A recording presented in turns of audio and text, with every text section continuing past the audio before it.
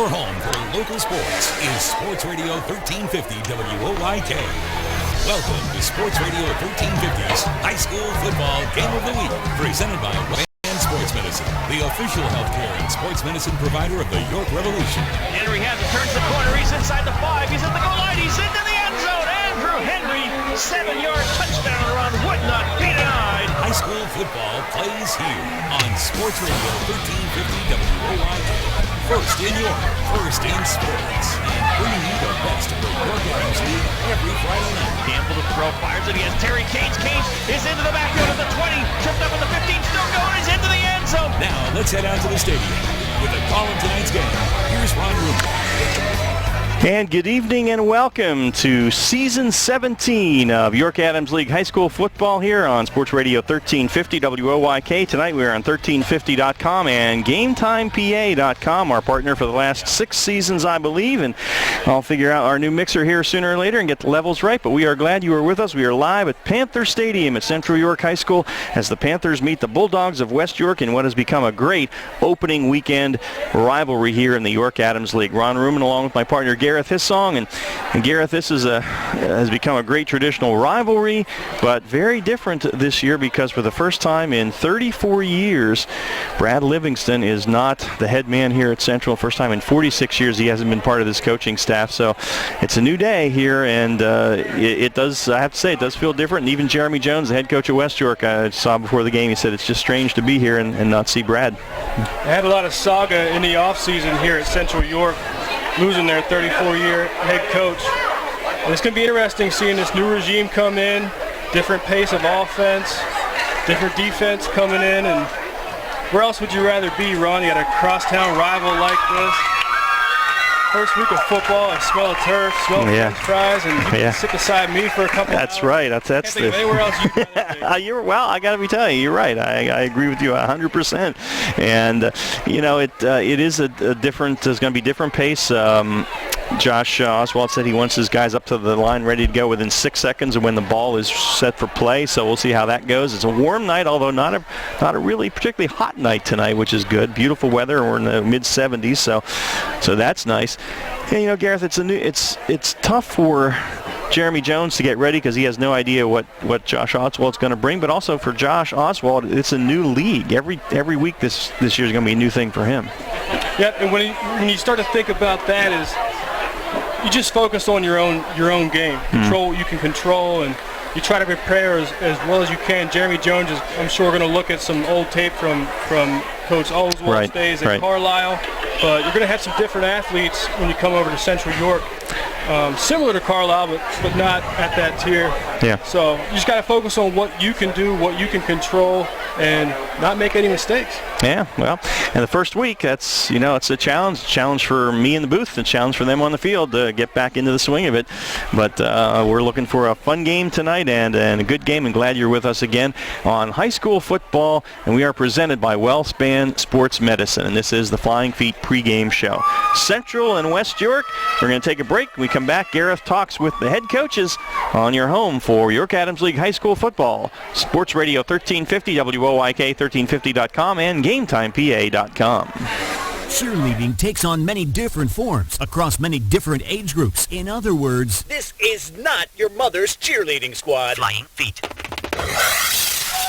Today, cheering means youth pep squad, high school and college sideline squad, competition stunting squads, gymnastic tumbling squad, and every type of squad calls for different types of equipment. But no matter what they're cheering for, Flying Feet Sports Shoes has it. Flying Feet has been outfitting cheerleading programs throughout Central PA and Northern Maryland since 1982. They specialize in cheerleading shoes from Asics, Infinity, Kappa, and more, including a large inventory of cheer briefs and boycott shorts, bodysuits, and crop tops in all the right colors. Socks, warm-ups, carry bags, rain jackets, megaphones, pom-poms. Flying Feet has them all with prices that meet or beat internet suppliers. And because they're in stock, you can try them on. Try doing that with your mouse. Individuals, small squads, entire teams, no matter what you're cheering for, Flying Feet. 1511 Mount Rose Avenue, York, a half-mile west of exit 18 off I-83. GameTimePA.com is your home for local high school sports. Log on for all the scores, stats, photos, and more, plus live stream coverage of the area's can't-miss matchups all season long. Stay in the game no matter where you are with the free GameTime PA app. Download it directly to your iPhone or Android and get all the Game Time features you love when you're on the go. Available at the iPhone App Store, Android Market, and, of course, GameTimePA.com. Mornings at 9. Dan Patrick on Sports Radio 1350 WOIK. Welcome back to our Flying Feet pregame show. Tonight's contest, we have West York visiting Central York. Our coaches' interviews are brought to you by Media One. And joining me now is first-year head coach of Central York, Coach Josh Oswalt. I got that name right, right? You got it right. Coach, you came in replacing Brad Livingston, who was here 34 years. How have the players reacted to your new system and the new staff? No, they've embraced it. You know, they welcome the new coach, they welcome the new staff, and you know they like the style of practices, they like the style of workouts that we brought to the table, and really we just kept plugging away, and that really wasn't a thought on anybody's mind. Coming into a new league where you don't know the coaches and players, does that make it tougher to prepare for the game? I mean, with Huddle and the technology that's out there right now, you have film at your fingertips. You can always look for film, look at film there. It is a little difficult, but really the York Adams coaches have embraced me being a new guy coming in and helped me out with a lot of things too. With us is first-year head coach of Central Panthers, Josh Oswalt. What are your keys on offense tonight? Just execution. I want to be able to turn up the tempo a little bit when we can and wear their defense down. And exploit some things that we might see up in the booth against our multiple formations that we'll throw in. And looking at defense, what do you think you'll need to do against a West York to be successful? Tackle the athletes. They're very athletic. They're speedy. They're tough kids. Watched them on the two scrimmages that they had. The quarterback is a very talented guy. Running back is a good running back. And they got some other guys that can really hurt you in space. We got to make sure we're getting 11 hats to the ball. Coach, I enjoyed meeting you, and best of luck tonight. Thank you. That's Coach Josh Oswalt, head coach of Central Panthers. Our coaches' interviews are brought to you by Media One. We'll be back for more pregame coverage after this. Payne doesn't take Sunday off. Neither do we. We're open weekdays 8 to 8 and weekends 9 to 6. Just walk into WellSpan Urgent Orthopedics, 2319 South George Street in York, across from the Apple Hill Health Campus. Visit wellspan.org/urgent orthopedics today. GameTimePA.com is your home for local high school sports. Log on for all the scores, stats, photos, and more, plus live stream coverage of the area's can't-miss matchups all season long. Stay in the game no matter where you are with the free GameTime PA app. Download it directly to your iPhone or Android and get all the Game Time features you love when you're on the go. Available at the iPhone App Store, Android Market, and, of course, GameTimePA.com. Your teams all the time. York's only place for local sports. Sports Radio 1350 WOIK. Welcome back to our Flying Feet pregame coverage. Tonight's contest, we have West York Bulldogs visiting Central York Panthers. Our coaches' interviews are brought to you by Media One. And joining me is second-year head coach of West York, Coach Jeremy Jones. Coach, how are you feeling tonight? Feeling well. Loving it. I'm ready for some football.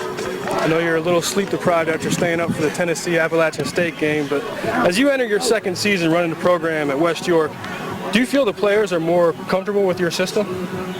Yeah, the system's no different than we've done what I did with Ron years past.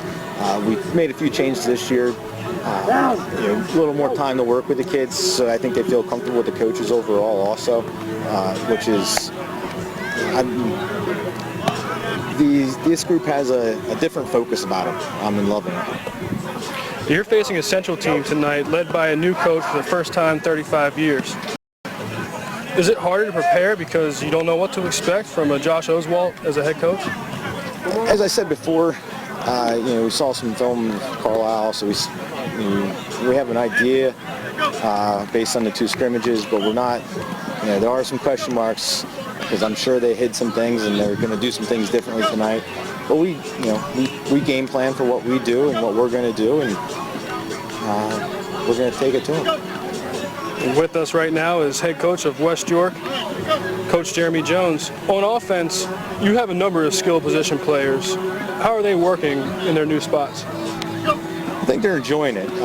There's a different, they're putting them in different positions so they get to do some different things. They get to move around. They're not, we're not putting a pinhole them in a spot. The kids really seem to enjoy it. We're doing some different things on offense and defense, and we're, like I said, the kids have a different focus about them this year, and they're energetic, and we're ready to go, I think. The Central is coming off a tough year. They pulled out a last-minute win over the Bulldogs last season. What are your keys on defense for you to be successful tonight? Not to give up the big play. We want to play hard, run fast, get to the ball, make some plays, and don't give up the big play. Coach, it was great catching up with you, and good luck tonight. Thank you very much. Coach's interviews are brought to you by Media One. We'll be back for more pregame coverage after this.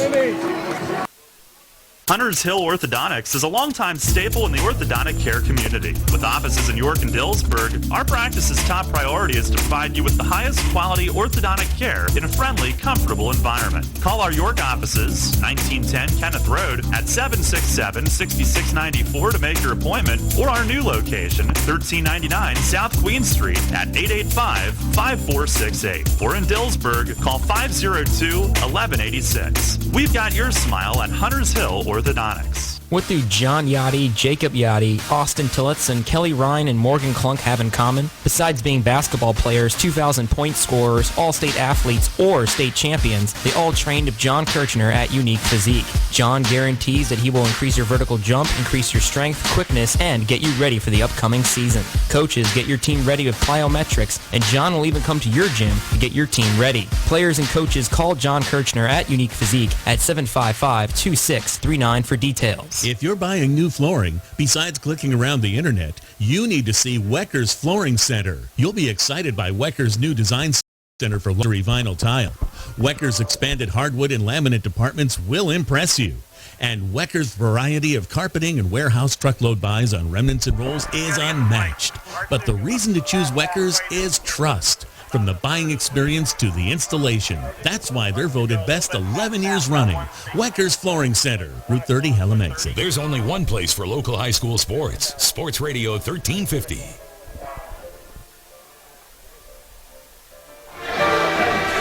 And welcome back to Central York High School. Ron Ruman and Gareth Hissong with you. And this is the high school football game of the week presented by WellSpan Sports Medicine on 1350.com and GameTimePA.com. Traditional rivalry season opener, West York at Central tonight. And you can hear in the background the Central York Panther Band performing for the fans here. An outstanding music program. The Bulldog Band across the way. They'll be on at halftime. And it's time now on the Flying Feet pregame show for our Hunters Hill Ortho look around the league. Some other key games tonight involving York Adams League teams. And start off with a big win, a couple of 6A squads, Hempfield and Dallastown. Gareth, both coming off playoff seasons last year. That's right. Dallastown had a couple consecutive years with at least 9 wins. Hempfield took it all the way to the District 3 4A semifinals last year.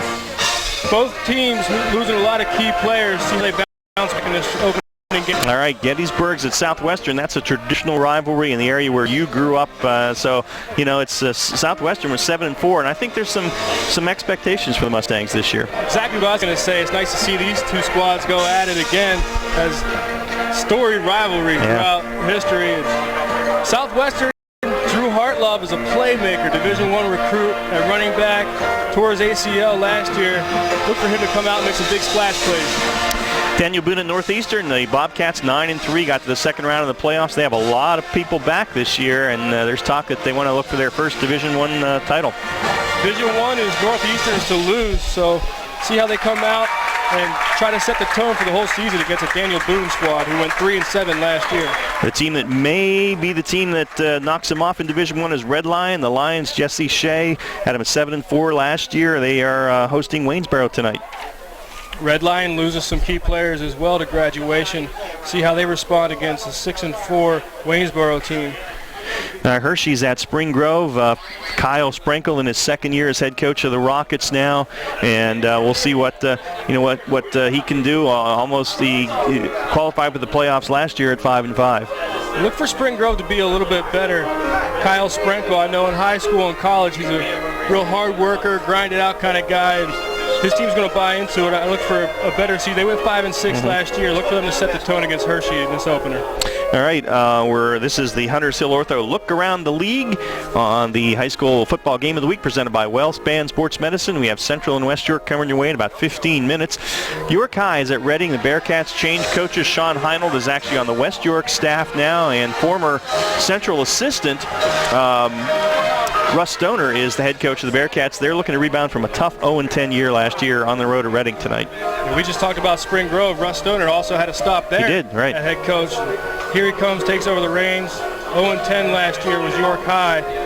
Going to be a tough game against usually year in and year out a good Reading squad. But Dover is at Shippensburg. Dover ended the year. They had a lot of expectations here. They had some issues with, an alcohol party last year that kind of ended their season in a bit of disarray. So we'll see what, it's kind of a new start for the Eagles this year. Shippensburg's been on a tear in their program as of the most recent years. Dover really just underperformed. They really underwhelmed me. They had the talent, they had the players, and just different things, whether it's injuries or like you said, guys shooting themselves in the foot. Yeah. So be interested to see how they do against a good Shippensburg Greyhound squad. Eastern's on the road at Lampeter Strasburg. New coach in Eastern as well, Jeff Messick taking over. The Golden Knights were 4-6 this year. See what he can do there. He comes from Northeastern, where he was the defensive coach of the Bobcats. Eastern, historically not one of the better teams in the league, but I think it was 3 years ago they had a really good run, and we thought that program was turning around. I think they're going to be heading in the right direction this year, but not this first game against the Lampeter Strasburg. It's a tough squad. Jump down here to Susquehannock at Northern. The Warriors 5-5, much improved under Steve Wiles, former DeLone coach last year. Northern has a very much a York Adams flair now. Former Dover head man Bill Miller is the head coach there, and Brad Livingston is his defensive coordinator. Interesting to see how both these teams bounce back after last year. Wiles, the helm at Susquehannock, 5-5 last year. He's going to hope to have a good game against Northern York. Yeah. All right, and York Catholic at Suburban, that's an old-time traditional rivalry there. The Irish been to the district title game in single A. They're now double A for the last 2 years. Suburban had a great year last year, record-setting passer, but the quarterback and those two receivers are gone. Trojan squad, they got some great coaches. I think the foundation is there. This could be a close game, but look for the Trojans to come out on top. All right, and, we got to do this one for you. DeLone and Trinity tonight. That's the Bishop's Bowl, so what's going to happen there? You pulled me down here to call this game. I did. I live right beside Trinity's high school. Could have stayed up there and watched my alma mater. Yeah. We'll see. Shamrocks, I've always had I haven't beaten them in any sport when I was in high school. Yeah. So hopefully the Squires take care of them tonight for me. All right, and finally, James Buchanan to hand over the Nighthawks 9-2 last year. That was a great year for them, but they lost a lot. Fun fact, Ron. Okay. I went to James Buchanan before I went to DeLone Catholic. Wow. Okay. And unfortunately, the 0-10 record is historically about how it goes over there. That's tough one. Rockets. All right. They can do something against the Nighthawks. That is our Hunters Hill Ortho Look Around the League on the Flying Feet pregame show as the Central Band will take us to break. You're listening to the York Adams League High School Football Game of the Week presented by WellSpan Sports Medicine on Sports Radio 1350.com and GameTimePA.com. When we come back, we will have our starting lineups courtesy of your local State Farm agent, Trish Hauser. That's next. Broadway Transmission? I don't know how they do it. We've been in business for 60 years at the same location. I don't know how they do it. It's our long-term nationwide warranties. Oh, and don't forget our online appointment scheduling. I still don't know how they do it. They toted my van at no cost with my repair. It's our ATRA certified technicians. Don't forget the good-looking genius in the office. Come on, man. I know they helped me with financing. Still, with my bad credit, I don't know how they do it.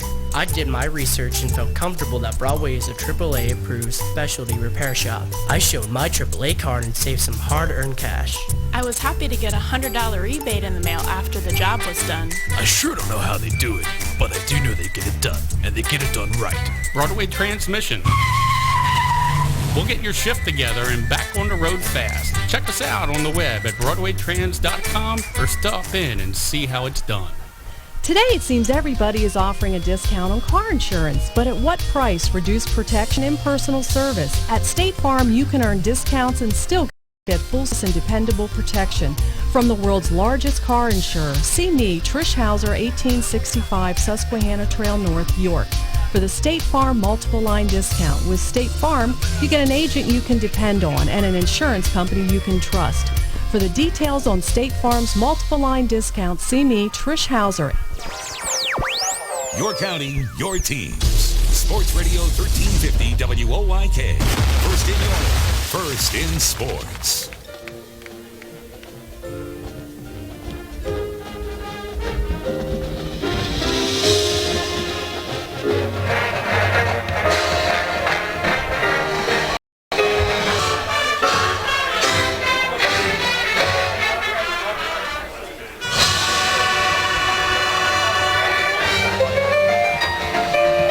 And that is the Central York High School Marching Panther Band, little Billy Joel in the pregame show here tonight. And this is the Flying Feet pregame show here in the high school football game of the week presented by WellSpan Sports Medicine.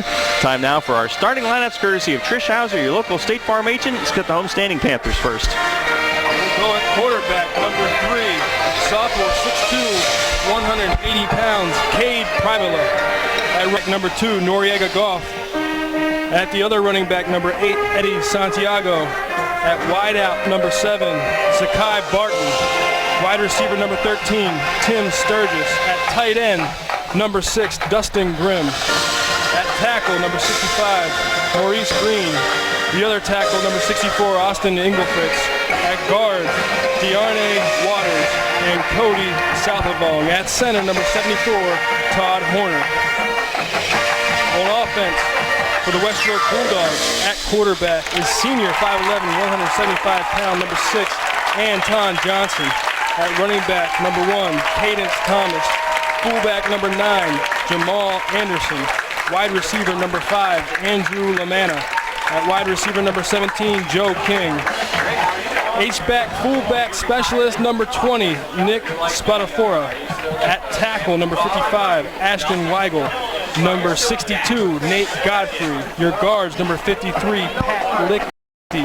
Number 54, Noah Stoberg. And center, number 77, Austin Spangler. Facing that offense, the Central York Panthers starting defense. At nose tackle, number 63, Nick Espino. Tackle, number 77, Devin Gaffney. At defensive end, number 34, David Miller. And number 82, Ben Ward. The linebackers go number 11, Joey Sow to 33, Colin Bout. Number 21, Deontay English. And number 42, Quinn Baca. At cornerback, number 4, Obai Ananato. Come on. Anayatanwu. There we go. Yeah. You can handle that. Okay. Number 5, at cornerback, Jordan Bowie. And at safety, number 14, Darnell Johnson. On defense for the Panthers, for the West York, for the Bulldogs, at defensive tackle, number 60, Anthony Torres. And number 53, Patrick Lichty. At end, Austin Coy. And number 54, Noah Soberg. Linebackers, number 1, Cadence Thomas. Number 31, Drew Robinson. Number 20, Nick Spadafora. Number 2, Ethan Slope. At corner, number 9, Jamal Anderson. And number 8, Shane Kaufman. At safety, number 7, Justin Wetzel. All right, those starting lineups courtesy of Trish Hauser, your local State Farm agent, here on the high school football game of the week presented by WellSpan Sports Medicine. It's West York at Central. The Apple Ford keys to the game coming up next on 1350.com and GameTimePA.com. Do you know why Apple Ford of Redline is York County's most loved Ford dealer? I got 0% financing for 72 months and $1,000 for retail bonus cash. I just saved more than $10,000 off MSRP on my new 2016 F-150. Check out Apple Ford's hundreds of positive online reviews. Then visit York County's most loved Ford dealer at Apple Ford or GoAppleFord.com. For approved credit, examples include all manufacturer offers and dealer discounts. See dealer for details. Offers expire 9/6/16. Yorktown Roofing and Siding, locally owned and operated since 1992. The premier building materials distributor in Central PA. Distributors of roofing and siding, windows and doors, decking and railing, seamless gutter and gutter guard, and cabinets and vanities. Both wholesale and retail. Located at 261 Northeast Street in York. Online at YorktownRoofingandSiding.com or call 845-9447 or toll free at 1-800-457-3943. Live local sports is on Sports Radio 1350 WOIK. Welcome back to Central York High School. Ron Ruman and Gareth Hissong with you. The Panthers have taken the field. The Bulldogs are on the field now, and we are just about ready. Let's get our Apple Ford keys to the game. All right, Gareth, we've heard from the coaches. What do you see as the Central York Panthers needing to do to get a W here tonight? Make big plays. They're going to go with this fast-paced offense. Look for them to catch that defense of the Bulldogs and try to make some big plays with that tempo. All right, how about the Bulldogs now? Second-year head coach Jeremy Jones. Stop those big plays. They got to be prepared and keep their composure. If something goes wrong on defense, get lined up, get back to the line, and just make a play on defense and try to stop that fast-paced offense. Yeah, that can really wear down a defense, I would think. It's not particularly hot tonight, but still, if you're not used to facing that, that can get to you probably in the third and fourth quarter. Yeah, the good thing is with a West York team, those guys play both sides of the ball regardless. So they're accustomed to that at least. It will be a high tempo, but it's a little bit better when you're mentally prepared for it. You know it's coming, and you know you have to get on top of it. You know you're going to see it for 4 quarters. Right. But it's one thing to know about it. Let's see if they can physically handle it. All right, those are our Apple Ford keys to the game here on our high school football game of the week presented by WellSpan Sports Medicine as we kick off the 2016 season, Central and West York. We'll be back with the Fast Signs opening kick after this on 1350.com and GameTimePA.com. Payne doesn't take Sunday off. Neither do we.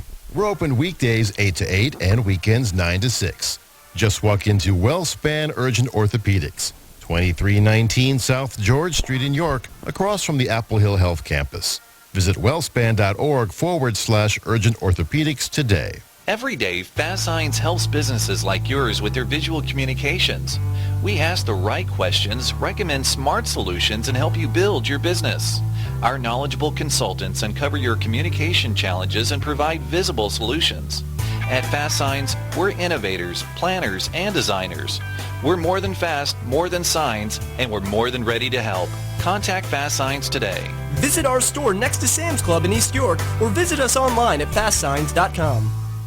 To get ready for every Penn State football game, keep it on Sports Radio 1350.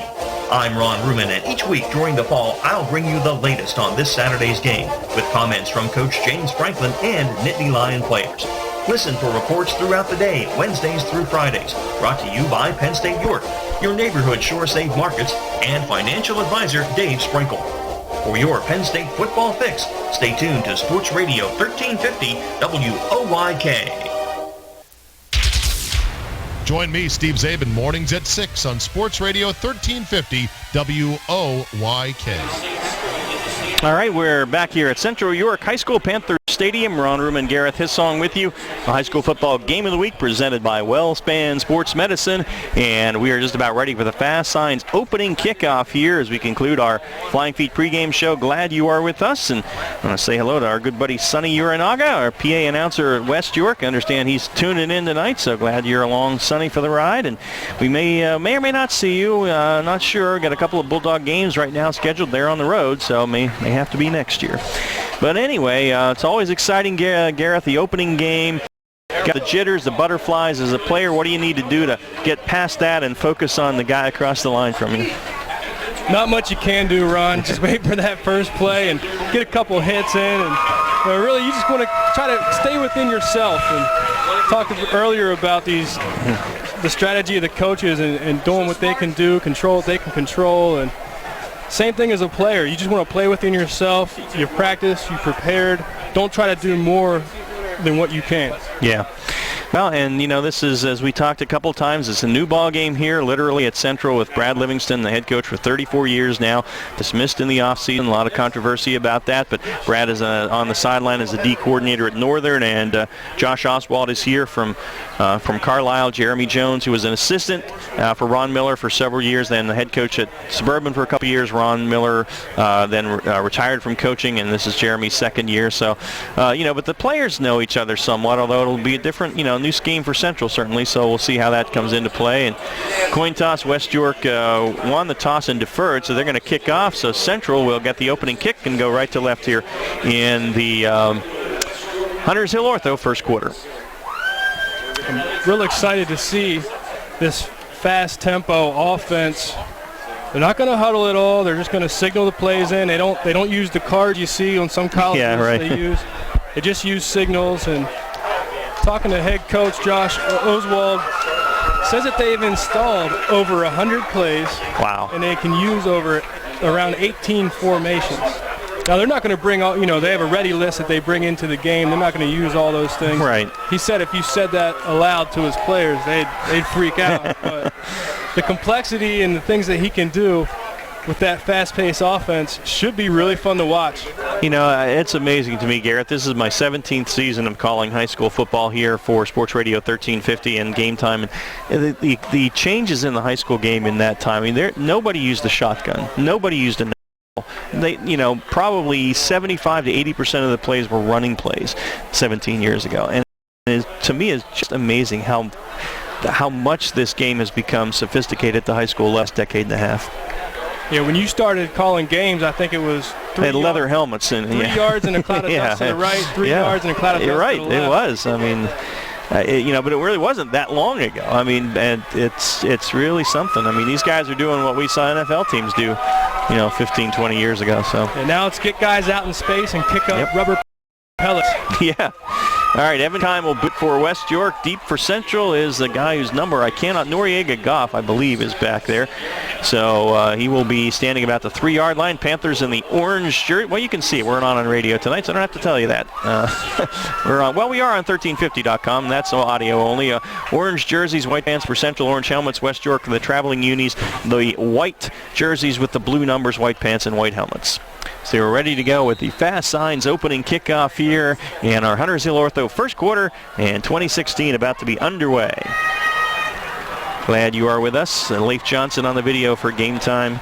And Evan approaches the ball, and we are underway. A high end-over-end kick, fairly short. Be taken by one of the up guys at about the 11-yard line. Straight ahead now, cuts to the right out to about the 27-yard line.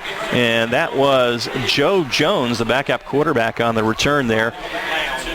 And it looked like may have been Austin Coy on the stop for West York. So the center at the 29-yard line, 1st and 10 for the Central Panthers there. There you saw some of the excitement. Joe Jones easily could have went and blocked and stayed on his keys and let Noriega Goff return the kick. But, hey, you want to touch the ball and try to get something going. And here we go for the first play for the Central Panthers, going from our right to left. And it'll be the shotgun for the sophomore quarterback, Cade Prabula. Takes the snap and hands it, and there's a flag flies. He handed it off to Noriega Goff, but the flag flew at the snap, and the referee will tell us it is illegal procedure against Central, so they will move back 5, and it will be 1st and 15 from the 24. Well, you will have this on the opening night, hopefully not too often. More of that angst coming out, trying to fire off the ball and make something happen. Here they are in a 1st and long. Tim Sturgis to the top of the formation, a bunch of risks to the near side now. Prabula hands it, looking to Goff, getting wide, now cuts up inside, and it's hit at the 26 and dropped. Pretty good defense that time by Drew Robinson, inside linebacker, 165-pound junior. Dropped him for a 2-yard gain. It's going to be second down and 13 from the 26. I might not get many words in here with this fast-paced offense. Really? So they're ready to go, and a man in motion is Dustin Grimm. Prabula drops to throw, has time, fires it, and almost picked off, as stepping in front of that one for West York out there was Nick Spatafora, the inside linebacker, and left his feet, got the hands on it, couldn't bring it in, so it's incomplete. It's going to be 3rd and 13. Spatafora made a great break on the ball stretched out his body and would have been a nice grab if he could have pulled that in. Brabula on 3rd and 13 now, looks to the sideline, gets the signals from Josh Oswald, who's also the O coordinator. Got 2 wides each way. Here's the snap. Brabula to throw. Has time, fire across the middle, overshot his man that time. And that was Eddie Santiago with the defense from Justin Wetzel, but the pass was overthrown, incomplete, 4th down, and that's going to bring up a unique physique punt for the Panthers. Had his guy open on the post route, and maybe it was just not being in the rhythm yet, and maybe it was a little bit of nerves from almost throwing an interception to play before, but quarterback Cade Brabula not in rhythm yet throwing the ball. And we have a timeout taken by West York. They had too many guys on the field, so we'll take it as well. No score, 11:18 left in the first quarter. You're listening to York Adams League High School Football on 1350.com and GameTimePA.com.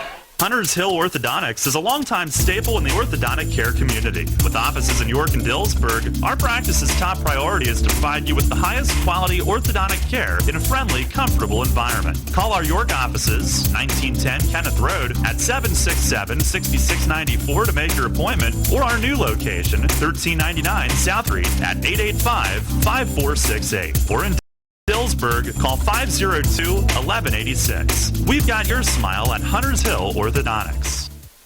Hi, this is Dan Patrick. Join me weekday mornings at 9 on Sports Radio 1350 WOYK. And here's the punt from Carter. Look, a good high kick at the 30. It's fielded by Cadence Thomas. Sidesteps 2 guys. He's at the 35-40, making something happen to the far side midfield, and he's grabbed there and spun around and brought down at around the 45-yard line. And there to make the hit for Central was Justin Pinedo, and good thing he did, but an exciting 25-yard return for Cadence Thomas, and he's the running back for West York, so the Bulldogs are in good position, 1st and 10 at the Panther 45. Yeah, I think it was number 2, Ethan Slope, coming down and making a key block to really get that return set up.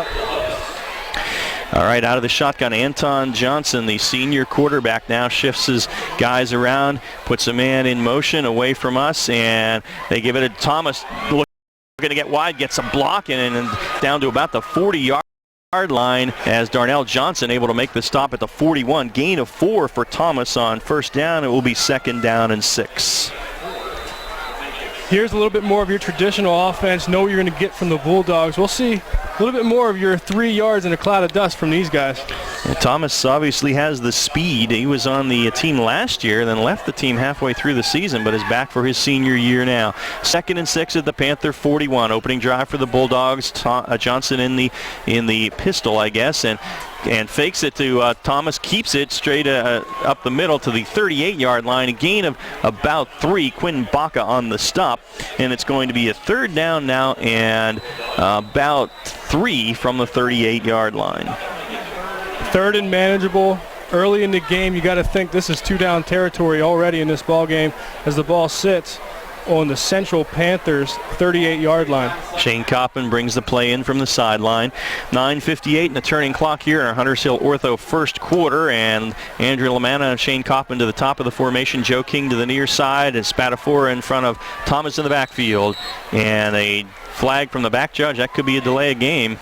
It's usually what it is when he threw it, and that is what the case is. So it's going to be 3rd down and 8 now, and that changes things a lot. Already see with both these teams having 1 penalty. Won't see too many delay games from the offense of the Panthers. No. That's one benefit of that no-huddle offense. Yep. All right, so on 3rd and 8 now, and Anton Johnson going from the gun and fakes it to the Spadafora, pitches it to Thomas, getting to the left side. Oh, he is hit at the 40-yard line and brought down at the 39, and that was Joey Sowers that came up and laid the lumber, and Ben Ward came in to finish it off. Hit by Sowers. It's a gain of 4, but it's going to leave the Bulldogs with a 4th and 4 now, and we'll see. I would suspect you're right. This may be 4-down territory. That was a jarring hit by Sowers.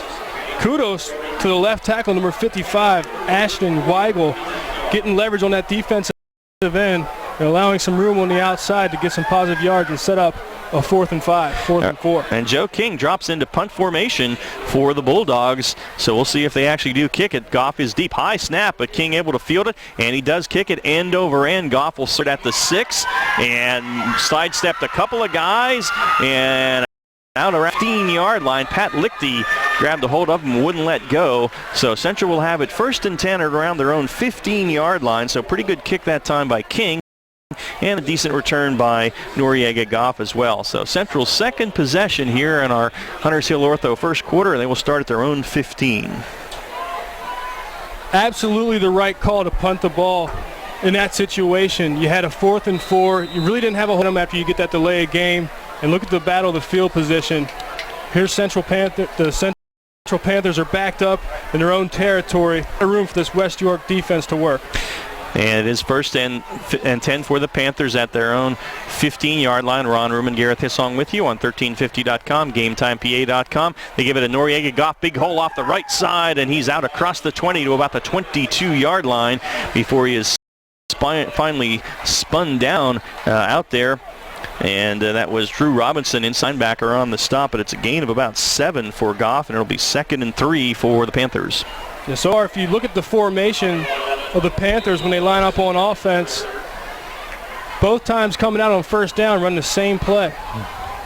3 wides to the near side now, 1 to the top, and comes in motion toward us. It's Goff. They fake it to him. The quarterback keeps it. That's Joe Johnson in there, quarterback down. He dives out. They're going to mark him just shy of the 1st down. Spadafora put him down.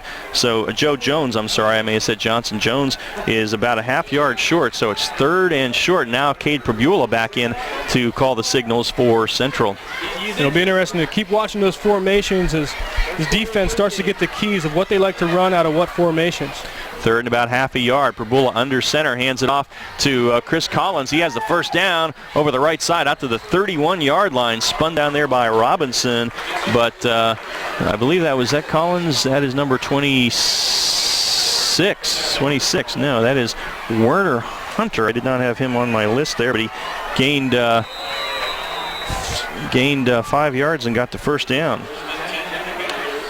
So 1st down, and Prabula to throw, fires it out for his wide receiver, and he's got his step. He's got his man into the deep secondary, finally brought down at about the 25-yard line, and the tackle made out there for West York, but kind of late, and the pass is complete to Eddie Santiago, and it's a big gain down to the West York 29-yard line. So that's a gain of about 37 yards on that play. And 1st and 10 at the 24. Prabula, high snap in the shotgun, and he's brought down right at the line of scrimmage. Did a good job to get back there. Pat Lichty on the stop.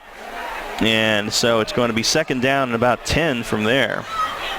As we see this offense start to get gassed up and make these big plays, West York has to make sure that they make tackles. You saw right there, quarterback, he's fleet of foot. You've got to wrap up and get him down when you have the opportunity. Owen Richter was the defender for West York there. 2nd and 10 from the 24 now. Another high snap. Prabula brings it down. Pressure comes. He's got a man wide open. And is the catch made at the 5? No, they say that Sakai Barton unable to stop and reach down and get that one off the turf at the 5-yard line. He was open, but Prabula was under a lot of pressure that time from 2 guys in white shirts and had to unload it. So it's now going to be 3rd and 10 from the Bulldog 24. Looked like a busted coverage from the Bulldogs defense as Sakai Barton was wide open, no one around him. 6:34 left in the first quarter, no score, but Central threatening. 3rd and 10, West York 24. Prabula fires it down the sideline, and there's going to be a flag. They're going to get Richter for interfering with the Central receiver Tim Sturgis that time at about the 5-yard line. Defender got turned around a little bit, and there was contact, and the official threw the flag immediately. So that's going to be pass interference, and it'll set up the Panthers with a 1st down in the Weckers Carpet red zone. Now, I don't know exactly what the rule book states, but I think that call could have went either way. It's the Bulldogs, and it will be I believe, a 1st down. The ball was at the 24, so they'll step this one off. That was 3rd down, and they'll march it inside the 15 to the 14, and I guess is a 15-yard penalty. They'll mark it at the Well, I'm not sure where they're going to mark it. They're going to mark it at 12, so it was, I guess, a half the distance penalty. So 1st and 10 at the 12-yard line for Central. 6:28 left in the Hunters Hill Ortho first quarter. Probula working out of the gun. Now looks over with the team to the sideline. Gets the play. Guys shift around a little bit. Takes the snap and gives it to Goff. Running wide. He's at the 10. Goff heading for the 5. And Jamal Anderson pushes him out of bounds at the 4-yard line. It's a gain of 8 for Goff, and it'll be 2nd down and 2 from there. Panthers continue to attack the outside perimeter on the running game. Been successful on this drive. Clock ticks down to 6:20. 2 minutes they've been marching down the field. Probula takes the snap, gives it a Goff, hole up the middle. He's at the 2, at the 1, and he is into the end zone. Noriega Goff crossed the goal line, and it is a 4-yard touchdown run. Second effort by Goff, spun him into pay dirt, and with 6:14 left in the first quarter, Central takes a 6-0 lead. Great drive put together right there by the Central Panthers. Ron, you really just kind of got the feeling once they had a couple plays and they got going, nothing was going to stop them on that drive. And Carter Lukaba, the veteran kicker, on to attempt the PAT for the Panthers, who have jumped on top here. Snap, the set, the kick. It is up, and it is good. 6:14 left in the Hunters Hill Ortho first quarter, and a score Central 7, West York nothing. Take a timeout and have more action for you on the high school football game of the week presented by WellSpan Sports Medicine on WOYK1350.com and GameTimePA.com. Brown's Orchards and Farm Market in Loganville was built on teamwork, commitment, and passion. For over 65 years, Brown's has been a delicious destination for hand-picked fruits and award-winning bakery treats. As we celebrate football season, make Brown's Catering your tailgating headquarters for barbecue, party trays, wings, steamed shrimp, giant 2-foot subs, and more. Brown's applauds every football player, coach, cheerleader, band member, and parent for your teamwork, commitment, and passion for the game. Come to Brown's in Loganville to celebrate the big win. Brown'sOrchards.com. Join me, Steve Zabin, mornings at 6 on Sports Radio 1350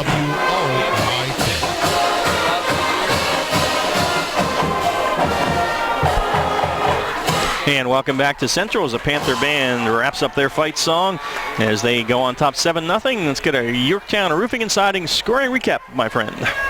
2 minutes, 20 seconds. The Panthers march 85 yards. Capped off with a Noriega 4-yard touchdown run. And Central York leads 7, West York 0 with 6 minutes and 14 left in the first quarter. All right, thank you very much, Ron Ruben. Gareth Hissong with you. Glad you're with us for another year of high school football here on Sports Radio 1350. Don't forget, tomorrow morning, 9 o'clock, the only place you want to be is with your radio and Wayne McCullough, Central PA Game Day. You'll get your sports weekend started right. Here's our Fast Signs kickoff. Lukaba approaches it, and a good high end-over-end kick, and it's going to be taken by Jamal Anderson at about the 1. He's up to the 10, the 15, looking to go sideways, and that was not the right decision because dropping him right there was Hunter Werner, a sophomore on special teams, making a nice play. And this time West York will face the long field as they will start around their own 13-yard line. 1st and 10, and the Bulldogs down now 7-0. Obviously plenty of football left to play, but you got to think West York has to get something going on offense based on how it felt that last possession for the Panthers as they marched 85 yards down the field with no problem. Yep. So West York at its own 13 now, and we will get a Brown's Orchard and Farm Market scoreboard update for you in a moment from some of our other around the area. But right now, Anton Johnson, see if he can move the Bulldogs left to right. Play fake, fires it behind Joe King. King on a slant route was open, but the pass was behind him. It's incomplete, 2nd down and 10. You see quarterback Anton Johnson pointing to himself saying, "My fault." Joe King ran a great route, was wide open. Johnson threw a bullet to his back shoulder. King unable to adjust and bring it in. Some scores on our Brown's Orchard and Farm Market scoreboard update. First quarter, Southwestern up on Gettysburg 7-0. Suburban over Catholic 7-0. And New Oxford up on Bermudian 7-0 as well. Shippensburg over Dover 7-0 in the first quarter. 2nd down and 10 for the Bulldogs at their own 13. Johnson working from the gun. Hands it off to Thomas straight ahead. Not much there. Gets out to about the 15. Gain of 2. Ben Ward from the defensive end spot on the stops. It's going to be 3rd down and 8 for the Bulldogs at their own 15-yard line.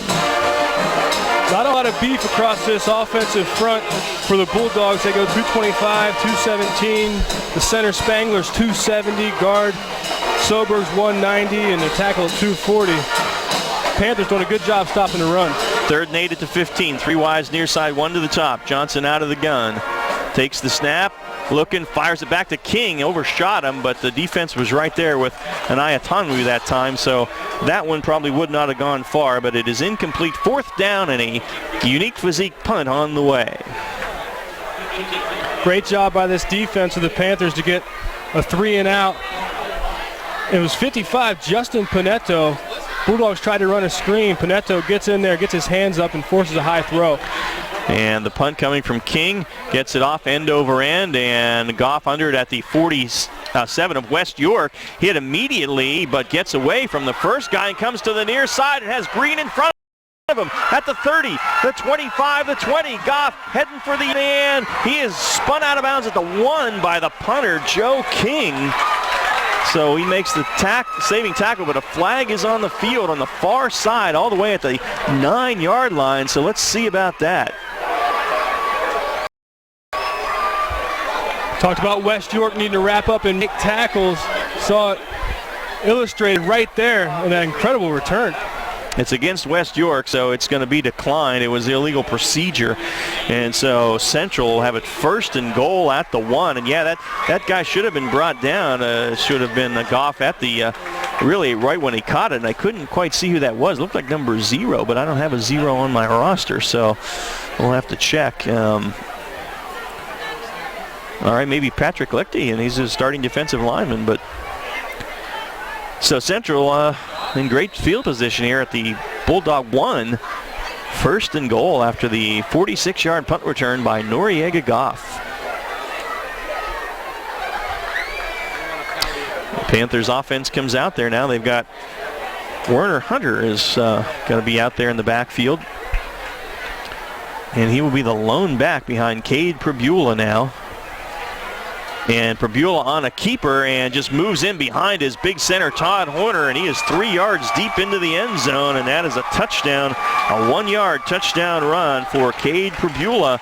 And with 5:01 left in the first quarter, the Panthers up 13-0, and the Bulldogs need to right the ship here before this one gets out of hand. That was just the big guys up front. Todd Horner at 290, DeArnie Waters 210, Cody Southabong a $190, moving it out in the middle of the line, and the PAT by Carter Lukabond. It is good. And so with 5:01 left in the first quarter, it is Central on top 14-0 now. We'll keep it here as looked like it was going to be a hard-fought game, and may yet be, but Central striking quickly off the great punt return by Goff, setting him up. And still some time to play in the first quarter, and the Panthers are up by the 14-0 count here as Panther Band right below us plays their fight song, Uptown in the Old Town Tonight. And on Wisconsin, the title. They usually go into that one too, but maybe not. It's on Wisconsin is their fight song. Sometimes they transition into amazing how many times I've heard that beat and recognize it. Don't know what it is. Yeah, it's the Badger fight song. All right, are we ready for our Yorktown Roofing and Siding scoring recap? 4 seconds, 1 play, 1 yard. Cadence Pribula with a 1-yard quarterback sneak. Central York goes up 14, West York 0 with 5 minutes left in the first quarter. All right, so the Bulldogs need to settle down here and move the football a little bit, get their defense off the field. Carter Lukabah will have our fast signs kick. One other score, Hanover 10 and James Buchanan nothing in the first quarter from Brown's Orchards and Farm Market. And Lukabah approaches the ball and boots it. He's a good kicker. It's a high, deep kick again. And this one, Cadence Thomas takes it to 4. Straight up the field he comes, 15. And bam, he is hit at about the 17 and driven backwards. And that hit was made by Will Van Dyke, a sophomore on special teams. So the Panthers are hitting right now. And the Bulldogs again will start in not great field position. But do we have a flag? We do. illegal block against West York. Last thing the Bulldogs needed, so they're going to start in even worse field position, probably somewhere around their 9-yard line. That should have been some kind of penalty on that hit. That hurt my jaw watching it up yeah. Here. Stuck his screws of his helmet under the face mask of the ball carrier and drove him to the ground. That was a good hit. Van Dyke, 5'10", 180-pound sophomore. We've seen a couple of pretty good hits by the Panthers. Joey Sowers had a good one in the first drive. So West York will be moved back, and they will start at their own 9-yard line. So Dogs in need of at least a couple of first downs here, not to give the Panthers the ball in good field position, as Central leads at 14-0, 4:55 left in the Hunters Hill Ortho first quarter. And we saw in the last possession, West York had some missed opportunities. They had a couple of throws that could have been positive gains and first downs. They need to connect on those if they're going to be successful.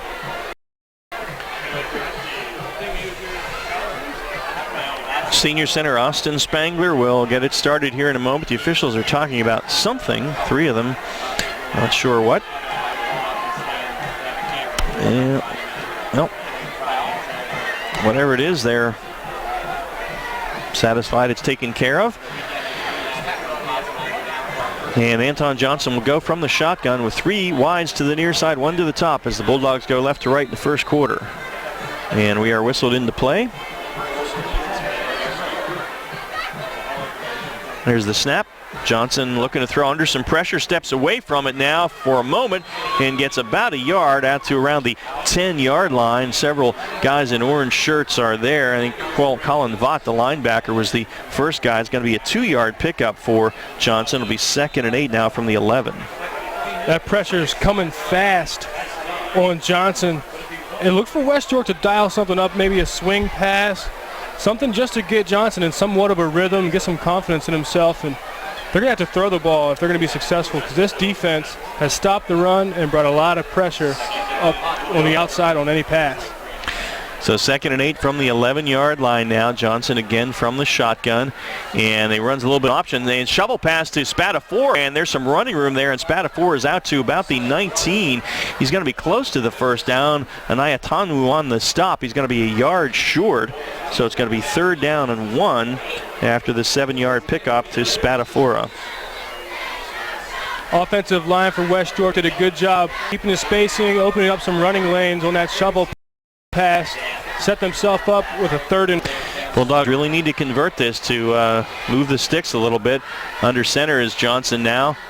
Takes the snap and faked it. He keeps it. He's got the first down at the 20, the 25, and spun down at the 29-yard line. Nice little option run. Again, an Ayatanu on the stop, but a gain of about 10 for Anton Johnson, and that will move the sticks. Bulldogs' first down tonight out at their own 29.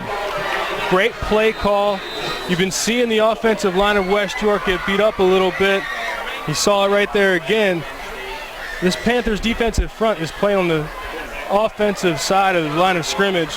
Great job to pull it there, fake it, and get a first down. Johnson now from the gun with 3 wide receivers. Takes the snap and hands it off to Thomas. Thomas, a little hole up the middle and running hard, breaks a couple tackles, gets to the 35-yard line, and it is Colin Vaught again on the stop, very active from his linebacker spot. It's going to be a gain of 6, and it'll be 2nd down and 4. That's what happens when an offense makes a couple successful plays. You run that shovel pass, you get them looking on the inside, you run that fake handoff and get out on the perimeter. Now they don't know what's hitting them. Keeps the defense guessing on their heels. 2nd and 4 at the 35. Johnson calling signals, takes the snap, looks to throw. Has some time, now runs out of it, scrambles the 35. He's at the 40 and dives across to the 43-yard line. Was hit there by Quinn Baca and was able to keep his feet and picks up 8 to the 43, 1st down and 10. A great block in the backfield by running back Nick Spatafora. Had a blitzer coming hard off the edge, linebacker Quinn Baca. He was picked up by Spatafora and afforded the Bulldogs to get a first down. I think that was actually Dearney Waters that made the hit on Johnson that time. So at their own 43, Bulldogs have consecutive first downs, and Johnson to throw. Again, the pressure comes, and he's going to go down at the 40-yard line. Ben Ward will get the credit for the sack, but it was actually the first guy through that time, I believe, was Justin Pinedo. And no time for Johnson to throw here tonight. He loses 3. It'll be 2nd and 13. Yeah, again with this pressure, the Panthers all over this offensive line of West York. This offensive coordinator is going to have to keep mixing things up, keep this defense on their heels. Look for some quick passes. 2nd and 13, and now West York going to need the officials taking a timeout here. If we have an equipment issue here with Shane Kaufman, it looks like we do, and they're going to work on that. He was heading toward the sideline to get that taken care of, but the officials stopped the play, and they'll reset it now, and Dogs will have it 2nd and 13 at their own 40. Central up 14-zip, $1:36 left in the Hunters Hill Ortho first quarter. Johnson again to throw. Pressure comes. He rolls away from it, fires it out, now has his man Thomas. Thomas 45, gets a block, 50 into Panther territory and down to about the 42-yard line. Colin Vaught drags him down. They'll mark it at the 41. It's a gain of 19 and a first down for the Bulldogs.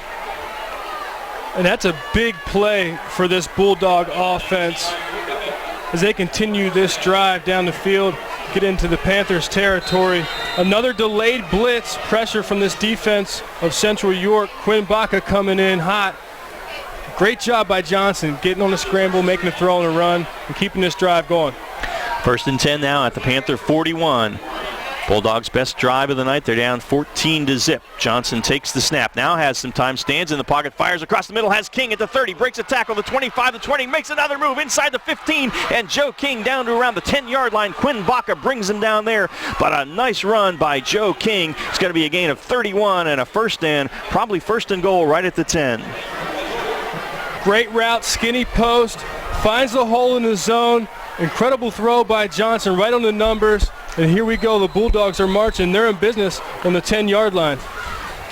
Final minute of the first quarter here, and West York looking to answer Central's 2 touchdowns. It's 14-zip. Panthers are right now 3 guys to the near side, 1 to the chop. Johnson 1st and goal from right at the 10. Takes the snap. He's going to run it. He cuts to the outside, but nothing there. He's going to lose a yard or 2 as Quinn Baca was in the backfield, and that was too slow developing. Baca right on top of it, loss of a yard. It's going to be 2nd down and goal from the 11-yard line. I think the Bulldogs are going to have to run one more play. No, they're going to let the first quarter I think they run out. I believe they can. I think we were under 25 when the play clock was set. And they are not indicating they're going to run a play. And so that will, in fact, be the end of the Hunters Hill first quarter. Central 14, West York nothing, but the Bulldogs threatening. They'll have a 2nd and goal from the Panther 11 when we come back for the Broadway transmission 2nd quarter. You're listening to the High School Football Game of the Week presented by WellSpan Sports Medicine on WOYK1350.com and GameTimePA.com. Serving York for over 50 years, Vito's Pizza. Check out their daily lunch specials Monday through Friday, 11 till 2. 2 slices of pizza and a small soda, only $3.99, or a small sub for only $4.25. Monday night, 2 large cheese pizzas for only $15.99. Tuesday, a large stromboli and large pitcher of soda, just $11.99. Wednesday, a large cheese pizza and large pitcher of soda, just $11.49. Vito's open till midnight, Monday through Thursday till 1 a.m., Fridays and Saturdays. Dine in at 1734 South Queen Street, York, or get carry-out. Call 843-1143. Your County, your teams. Sports Radio 1350 WOYK. First in York, first in sports. And welcome back to Panther Stadium, Central York High School. Ron Ruman and Gareth Hissong with you. We're about to start the 2nd quarter. First quarter was very much in the Panthers' favor. They lead at 14-0, but West York putting together its best offensive show of the night. They have a 2nd and goal from the Panther 11. They've gone 9 plays so far on this drive, and they've traveled 80 yards. They really need to cap off and finish this drive to stay alive in this game. It looked dismal there we saw the Panthers offense come out, make some big splash plays, and then a big return, set them up in a quick turnaround, a 14-0 lead right now as we start the 2nd quarter. Yeah, I agree. They really need to punch this thing in here to stay in this thing. So we'll see what they come up with on 2nd and goal. And we'll get a Browns Orchard and Farm Market scoreboard update for you again in the first quarter. Southwestern 7, Gettysburg nothing. Catholic trailing Suburban 14-7 in the second quarter. And Northern over Susky 7-0 in the first quarter. All right, here for us, Bulldogs now going right to left.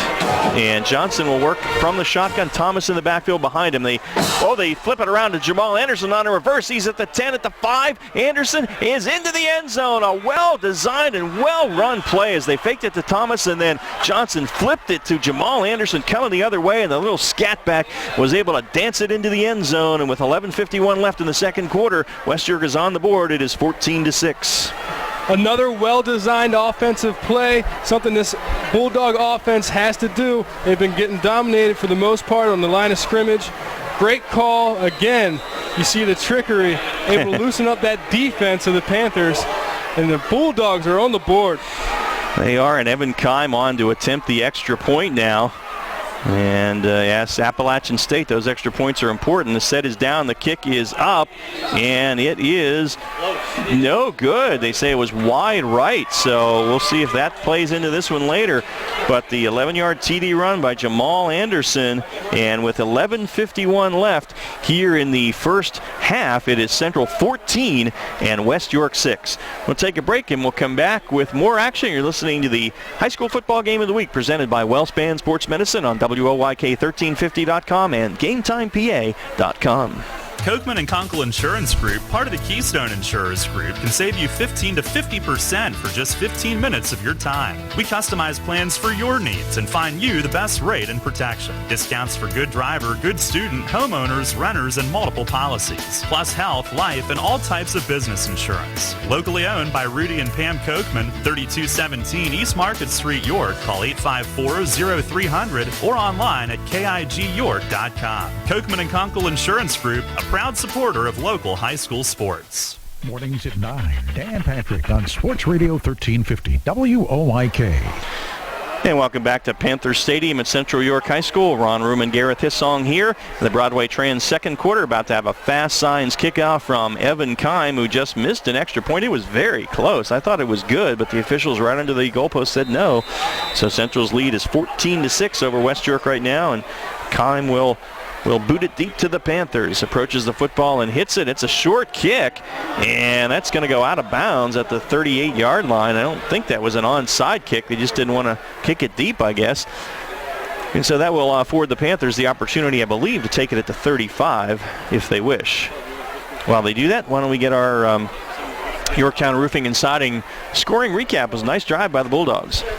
It was. It didn't start out well as they started with an illegal block, started from their own 9-yard line, marched 91 yards in 10 plays, 5 minutes, 4 seconds, capped the drive off with an 11-yard touchdown run. Jamal Anderson gets his first touchdown of the year, and with 11:51 left in the second quarter, Central York leads 14, West York 6. All right, and apparently the Panthers get to take the ball where it went out since it was past the 35, so the Panthers will have it in good field position at their own 39-yard line, 1st and 10. So they had one nice drive tonight, then a great punt return by Noriega Goff set them up with a 1st and goal at the 1. That was their second touchdown. So now, see what the Panthers offense can do, and conversely the Bulldog defense.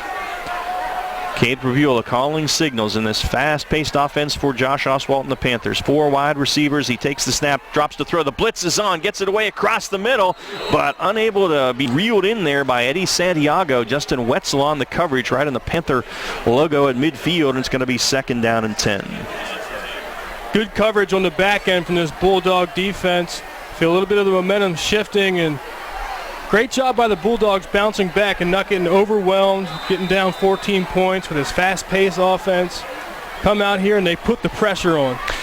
Northeastern up over Daniel Boone 14-0 in the first quarter, so the Bobcats looking to make a statement here on our Browns Orchards and Farm Market scoreboard. On a play fake, they set up a screen to Goff. Goff has it at the 40 and fights his way out to the 45. Gang tackled by a bunch of guys. Well-run screen as the Bulldogs were pressuring Prevula. It's going to be a gain of about 7 as they marked it to 46, and it'll be 3rd down and 3 from there. See some of the chess game going on here between the coaches. Panthers seeing the pressures getting dialed up, so they go to the screen game and set up for a nice 3rd and 4. Again, the Panthers look to the sideline for the call now. 11:10 left in the Broadway Trans second quarter.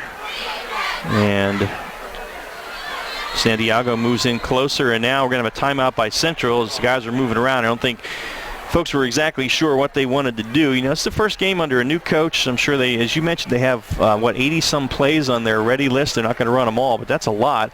So these guys probably still figuring stuff out. Yeah, they have over 100 plays, is what Coach Oswald said. 18 formations. Wow. The ready list, I'm sure, is much shorter than that. Yeah. But you see that they try to get in the formation set late. Really looked to me that the Noriega was the last one to shift. I think he was in the wrong spot, wrong side of the quarterback. But they've been really drilling this ever since since the spring they came in, and Oswald knew that with his system they had to drill it in, and it's almost second nature at this point. So the fact that it's taken until the second quarter to have any kind of mix-up with this fast-paced offense, pretty good for these Panthers. And a score of interest to many of the Panther fans. Northern leading Susquehannock 7-0 in the first quarter. Of course, Brad Livingston now an assistant coach up there. Here it is, 3rd down and 3. They snap it. Prabula, play fake, under pressure, fires it down the middle through the hands of his receiver. Had to look back over his shoulder, but unable to bring it in, and that was Joe Jones, who's the backup QB, and that would have been a first down and maybe 6. But it is incomplete. It's 4th down and 3, and most likely a unique physique punt now as Carter Lukabaugh is on. Well-run play, executed well as Jones was up the seam. Well-placed ball, wasn't able to haul it in. Carter Lukabaugh has a good leg, and Cadence Thomas back to his 15. Low snap, he fields it and gets off a low kick, hits it about the 30. Oh, a great Panther bounce inside the 20 and all the way down to the 11-yard line, and it'll be 1st and 10 from there for West York. So a great bounce on that punt by Carter Lukabaugh, and the Bulldogs will take over trailing 14-6, 10:47 left in the Broadway Trans second quarter. Central is up. A couple more Browns Orchards Farm Market scores. First quarter, Ship over Dover 14-0. Northeastern, you mentioned, over Daniel Boone 14-0. Oh, Trinity over DeLone 7-0 in the first there. Gareth, they may need your help. And Lampeter Strasburg leading Eastern 7-0 early. Hanover 22, James Buchanan zip. 14-0 Red Lion over Waynesboro in the first quarter. And no score Hershey and Spring Grove. We'll keep you posted. 1st and 10 West York of their own 11 now. Johnson in the shotgun. 3 wides near side. Takes the snap, rolls to his right, looking to throw, fires it as King at the 20. King missed, the guy missed and gets out of bounds at about the 20. They're going to mark it at the 22-yard line, but that's a first down, and that was a good quick pass that time by Johnson to King, and it will move the sticks. Very well run play. Simple out route, get the first down. Johnson getting it out quicker. You see him getting a much better rhythm now and momentum on the Bulldog side. We are in the country, aren't we? You all that country air. Woo! Yeah. All right. Oh, we're in Spring Grove. Yeah. 1st and 10 at the 22. Play fake and fired out here to Thomas. Thomas needs a block, makes a man miss on his own, and gets out to the 25-yard line. Good open field tackle that time by Central's Cortland Sperry, a defensive lineman, holding that to a 4-yard gain. Could have been more. It's going to be 2nd down and 6. Bulldogs doing a great job of execution on offense. And they go hurry up, and there's a handoff straight ahead. Not much there. That was Spadafora, and he has stood up by the middle of that defensive line right at the line of scrimmage. It's going to be no gain, and it's going to be 3rd down and 6 for the Bulldogs at their own 26-yard line. Bulldogs had to feel good after getting a 3-and-out against the Panthers offense. Put the ball deep in their own territory. Good first play, and now they're set up in a 3rd and long, 3rd and 6, and they need to make a play and keep this drive going. 9:43 in the first half remaining. Broadway Trans second quarter, 14-6. Central leading. Opening night of high school football. Beautiful sunset as we look west. My gosh, it's gorgeous. Rolling right is Johnson. Now he's going to run, but he's got nowhere to go as he is hit, and it's going to be dropped for a bit of a loss there as the defensive tackle, the 5'10", 260-pound senior Nick Espino, in there to make the play, and Johnson will be dropped at the 23. It's going to be a loss of 3, and that will bring up a 4th and long and a unique physique punt for the West York Bulldogs. surprised with that play call. I thought they'd go to the air. What you'll see from this West York offense, talking to the coaches in their interviews before the game, Jeremy Jones says he likes to keep his more skilled guys in the slot position for mismatches. Flag flies on the snap. A high, short kick by King. Goff calls for a fair catch at midfield and makes it. So probably going to be something, I'm going to assume, against West York as the formation or something, as that flag flew right at the snap. And if that's the case, it'll be declined, and the Panthers will have it at the Bulldog 49-yard line. And at least the high kick prevented Goff from the return, which he took to the 1-yard line before, and it's illegal procedure against West York, and I'm assuming they're going to decline that because the Panthers will have the ball at the Bulldog 49, and that does appear to be the case. So good field position for the Panthers. And really, if you think about it, thanks to that punt the Panthers had last time, playing the field position battle, got a really nice roll, and here they are. Defense does their job, and that's why you play that field position battle. Yeah. Well, the Bulldog defense under the gun now. They're down by 8, and the Panthers have it on the West York side of the field at the 49-yard line. With 8:49 left in the Broadway Trans second quarter. Again, tomorrow morning, Wayne McCullough, Central PA game day at 9 a.m. Get your sports weekend started. Make sure you tune in. Darrell Henry with the Revs on radio tonight, and good luck to the Revs. They've qualified for the playoffs. Cade Prabula leads his guys onto the field, and he will work from the gun. Receivers mostly to the top, one guy to the near side, and they're going to hand it to Goff. Goff has running room on the right side. He's at the 40. He's got a first down and is pushed out of bounds by Owen Richter, but it's going to be a gain of 14 down to the 35-yard line for Noriega Goff. Simple pitch play, and he got the corner, and it's a first down for the Panthers. Panthers have done that 3 times now. They go to the same play when they open up their drive. Kind of a counter inside handoff. Now, Joe Jones is in a quarterback now for Central, and they put Goff in motion. Fake it to him. Jones is going to run. Big hole up the middle, and spins it down for a 4-yard gain. Spatafora on the stop. Drops him at the 31, and it'll be second down and 6. So Jones kind of a change-up guy. He runs from that quarterback spot a lot. Now Prabula back in. That really allows this offense to be as complex as it is. You run those read runs with the quarterback and the guys going in motion. You got guys lining up in different spots, different positions. Second and 6, and Prabula takes the snap, hands it off to Santiago right up the middle, and he's down to the 25-yard line. He's submarined there by a couple of the Bulldogs. Cadence Thomas on the stop. That's a gain of about 5, and he's close to a first down, but I don't think he has quite the... Yes, he does. First down. They are moving it. Okay. So right at the 25, first and 10 for the Panthers now as they continue the drive. Prabula again from the shotgun, 2 wides near side, and he gives it to Goff. Goff off the left side, a little bit of a hole, tried to bounce it outside, and nothing there, and he got a yard before he was shoved back, so it'll be second down and 9 from the 24. Tell you what it reminds me of, having these guys that different positions can do different things from different spots, and you don't know who's going to get the handoff. It's almost like that option veer, almost like a wishbone, so just read your keys on defense. Prabula again in the gun, and they look to the sideline. 7:25 left, Broadway Trans second quarter, and here comes Goff to the other side, and unable to break that tackle. Nice tackle by Drew Robinson. We've called his name several times tonight, inside linebacker, and he's going to drop Goff for a 2-yard loss of the 25, so it's 3rd and 10 from there. This is what I'm talking about, this Bulldogs defense, just not being overwhelmed, keeping your composure, read your keys, play in and play out, stay at home, play your gaps. You'll stop this offense when they get hot. 3rd and 10 at the Bulldog 25-yard line now. Prabula puts Santiago in motion away from us here as the Panthers go left to right. Play fake, looking to throw, fires it for the end zone, going for Sturgis, is out of the end zone. He got a step on Richter, but it was overthrown out of the end zone, and it's going to be 4th and 10 from the 25, so you got to figure they'll probably go for it. Carter Lukabai has a good leg. It'll be about a 42-yard field goal attempt from here, and so far I do not see now he's coming out. So Carter Lukabai will attempt a 42-yard field goal for the Panthers, and he's got the leg for it.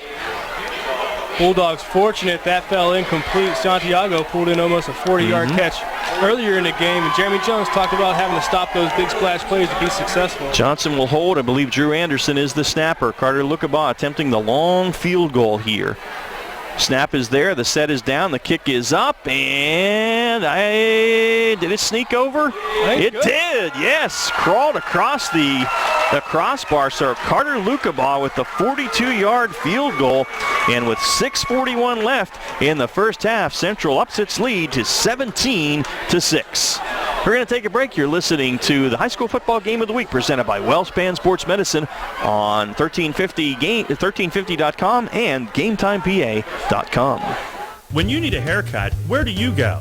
If you need a hair replacement, who's the expert? When barbers need a haircut, where do they go? The answer is Iaconos, of course, the most interesting barbers in York. Don't normally get a shave? Go to Iaconos. They'll take care of you. Need a facial? That's right. Iaconos is the place to get it done. Iaconos, the most interesting barbers in York. They do it all. For an appointment, call 854-8258. That's 854-8258. The home for local sports. Sports Radio 1350 WOIK. All right, and on Wisconsin plays below us after the 42-yard field goal by Carter Lukabaugh. My gosh, beautiful sunset here at Central York High School. That is just gorgeous as we look west. A beautiful Labor Day weekend on the way. Hope you can enjoy it. Right now, Panther fans are enjoying it as they are up 17-6. We'll have a Fast Signs kickoff from Mr. Lukabaugh, and then we'll get our Yorktown Roofing and Siding scoring recap here. So West York, again, in the position of needing to put a drive together here. And Lukabaugh hits it. High end-over-end kick. And Cadence Thomas under it at the 6. Thomas straight ahead. 10-15 has a little bit of a hole. Thomas out across the 25 to about the 27, 28-yard line. And the Bulldogs will start 1st and 10 there. And now let's get that scoring recap from our friends at Yorktown Roofing and Siding. Central started in great field position on the 49-yard line of the Bulldogs. And that defense for West York did about as good as they could, stopping the offense and forcing a 42-yard field goal that Carter Lukabaugh put through the uprights and gives Central York the 17-6 lead with 6 minutes and 34 seconds left in the first half. Dogs have it at their own, looks like 29-yard line, 1st and 10 now. Again, needing to get something going here to avoid falling into a pretty big hole. And the snap to Johnson, play fake, pitches it to Thomas, gets a block, cuts it back inside, and is tackled from behind at about the 32 or 33-yard line. It's going to be a gain of 3 or maybe 4, and the stop made for Central there by Justin Pinedo has made several tonight. It's going to be a gain of about 4 for Thomas. It'll be 2nd down and 6. Good job, the Bulldogs. Getting a couple yards on 1st down, setting up in the 2nd and 6. A lot of plays you can call from this position. Johnson from the gun now. Guys shift around behind him, 2 wide receivers near side. And he takes the snap, and he hands it straight ahead to, looks like Spatafora. That has not worked tonight. I would take that one out of the playbook. Justin Pinedo, again, waiting for him in there. The middle of that Bulldog line just not able to open anything up. And that's a big loss of 5 back to the 28. So it's going to be 3rd down and 11 now for West York. That was Pat Lichty getting beat off the ball. You said it, Pinedo in there. Real quick twitch guy Pinedo is off the ball. He's been a terror all night for Pat Lichty. 6'1", 250-pound senior. So 3rd and 11 for the Bulldogs at their own 28-yard line. And 3 wide receivers to the top. Johnson looking to throw. Blitz comes. He throws back against it through Joe King's hands. And then Anaya Tanu almost had the pick there as King may have heard the footsteps coming and did not bring it in. So that's going to be an incomplete pass, 4th down, and a unique physique punt coming. And Central will get it back with more than 5 minutes left here in the half. And right now, West York still in touch. Is down 11. They give up another score, though. That could be tough. The drive started out okay with a good positive run and looked terrible from there. Yep. Here's a snap to King. King gets off the punt. High, short kick. And Goff calls for the fair catch. lets it hit. This one takes a Panther bounce back, and Pat Lichty downs it again right around the 49-yard line of West York. It's where Central started its last drive. We'll have it there again with 5:03 left, and now really the Bulldog defense under the gun. They do not want to give up another score. Right now they're only down 2 scores, but another one could change the complexion of the game. Browns Orchards and Farm Market scoreboard update. Second quarter, Spring Grove 7, Hershey 3. Reading over William Penn 14-0. And I think that's, 30-6, Hanover over James Buchanan in the second quarter. And Delone has tied it up with Trinity there, 7 apiece in the second quarter. And Northeastern 27-0 over Daniel Boone in the first quarter. Wow.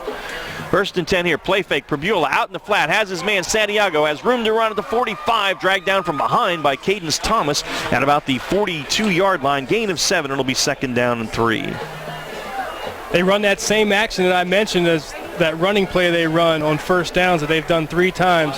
They run the same action there and throw the swing pass out to the slot. Good yardage, second and 3 for the Panthers. Clock at 4:35 here in the Broadway Trans second quarter, and Prabula in the shotgun takes the snap. Play fake to Goff, has a lot of time, fires it down the far sideline, and behind the defender, the catch was made. Heck of a catch at about the 15-yard line by Dustin Grimm. Going against Owen Richter, and it's down to the 14-yard line, so that's a 28-yard gain and a great catch by Grimm. Awesome catch by Grimm. Richter's right there in position. Yep. Grimm reaches down around his knee and scoops it. Goff now in a quick offense. Goff's down to about the 10-yard line, and before he is dropped there, it's going to be a gain of 4. And in there for West York is Michael Valentine, a freshman on the defensive line, to make the stop. Gain of 4 for Goff, and it'll be second down and 6 from there. These are those situations after a big play. You got to bow up on this defense, get lined up, and keep playing, because you know that play is going to get snapped quick. West York takes the timeout. They're second to the half. I think Jeremy Jones seeing his guys are a little gassed right now and wanting to try and keep the Panthers out of the end zone. 3:58 left here in the Broadway Trans second quarter. Central second and 6 at the 10, and the Panthers up 17-6. A couple of other scores. Hempfield leading Dallastown now 7-0 in the second quarter. Redland over Cocalico 9-7 in the second quarter. Shippensburg up on Dover 28-6 in the second quarter. And I believe Eastern trailing Lampeter Strasburg 14-7 in the second quarter. And Pequea Valley up on Kennerdale 14-7 also in the second quarter. So that's our Browns Orchards and Farm Market scoreboard update. Big defensive series here for the Bulldogs, Gareth. It is. This is when you learn a lot about your defense. You got to bow up and get a big-time stop. Panthers score here before halftime. They're going to have a lot of momentum going in the second half. Prabula fakes it, keeps it at the 5. Prabula dives down to about the 3-yard line. Thomas hits him there, and that'll be enough for a first and goal as Cade Prabula gains 7. And first and goal at the 3-yard line now. 3:51 before halftime. Panthers again right to the line. Prabula will go under center this time. Takes the snap and hands it to the deep back. That's Werner. Werner was stopped initially but kept his feet going and gets into the end zone. He was stacked up but kept the leg churning, and on second effort it is Werner Hunter into the end zone for the Central York Panthers, and they lead it now 23-6 with 3:37 left here in the first half. And that's really the heavy package personnel you'll see from the Panthers. It's not your normal 2 tight ends and 2 fullbacks. They just have some extra backs over there in that wing type position. Touchdown Panthers. And look at Buzz. PAT sails through with plenty to spare, and so Central 24-6 on the Bulldogs. That was a big one right there, because if West York was able to put some first downs together and it kept this one at a 2-score game heading to halftime, they get the second half kickoff, but now they are down by 3 scores, and West York will get the ball with 3.5 left and 1 timeout, but they haven't had, other than really the one good drive, haven't had a lot of success moving the football on offense here tonight. No, they haven't. And where they do have success is when they go to some more gimmicky, or if you will, gadget-type plays, some misdirection. They got to try to trick this defense, because going right at them hasn't worked for the Bulldogs. No, it has not. So let's get our Yorktown Roofing and Siding scoring recap now. 4 plays, 2 minutes, 11 seconds. The Panthers strike again, and it's Warner Hunter going in for pay dirt, and with 3 minutes, 37 seconds left in the first half. The Panthers lead 24, West York 6. All right, and our Fast Signs kickoff to come from Carter Lukabaugh. Browns Orchard and Farm Market scoreboard update in the second quarter. Suburban and Catholic are tied at 14. So that's a good one. Still having fun watching this opening ball game in front of us, but man, that sunset was really something. It is. It still is spectacular. I don't know. Can't get Leif to get a shot of that down there, but it'll be on game time. I hope so.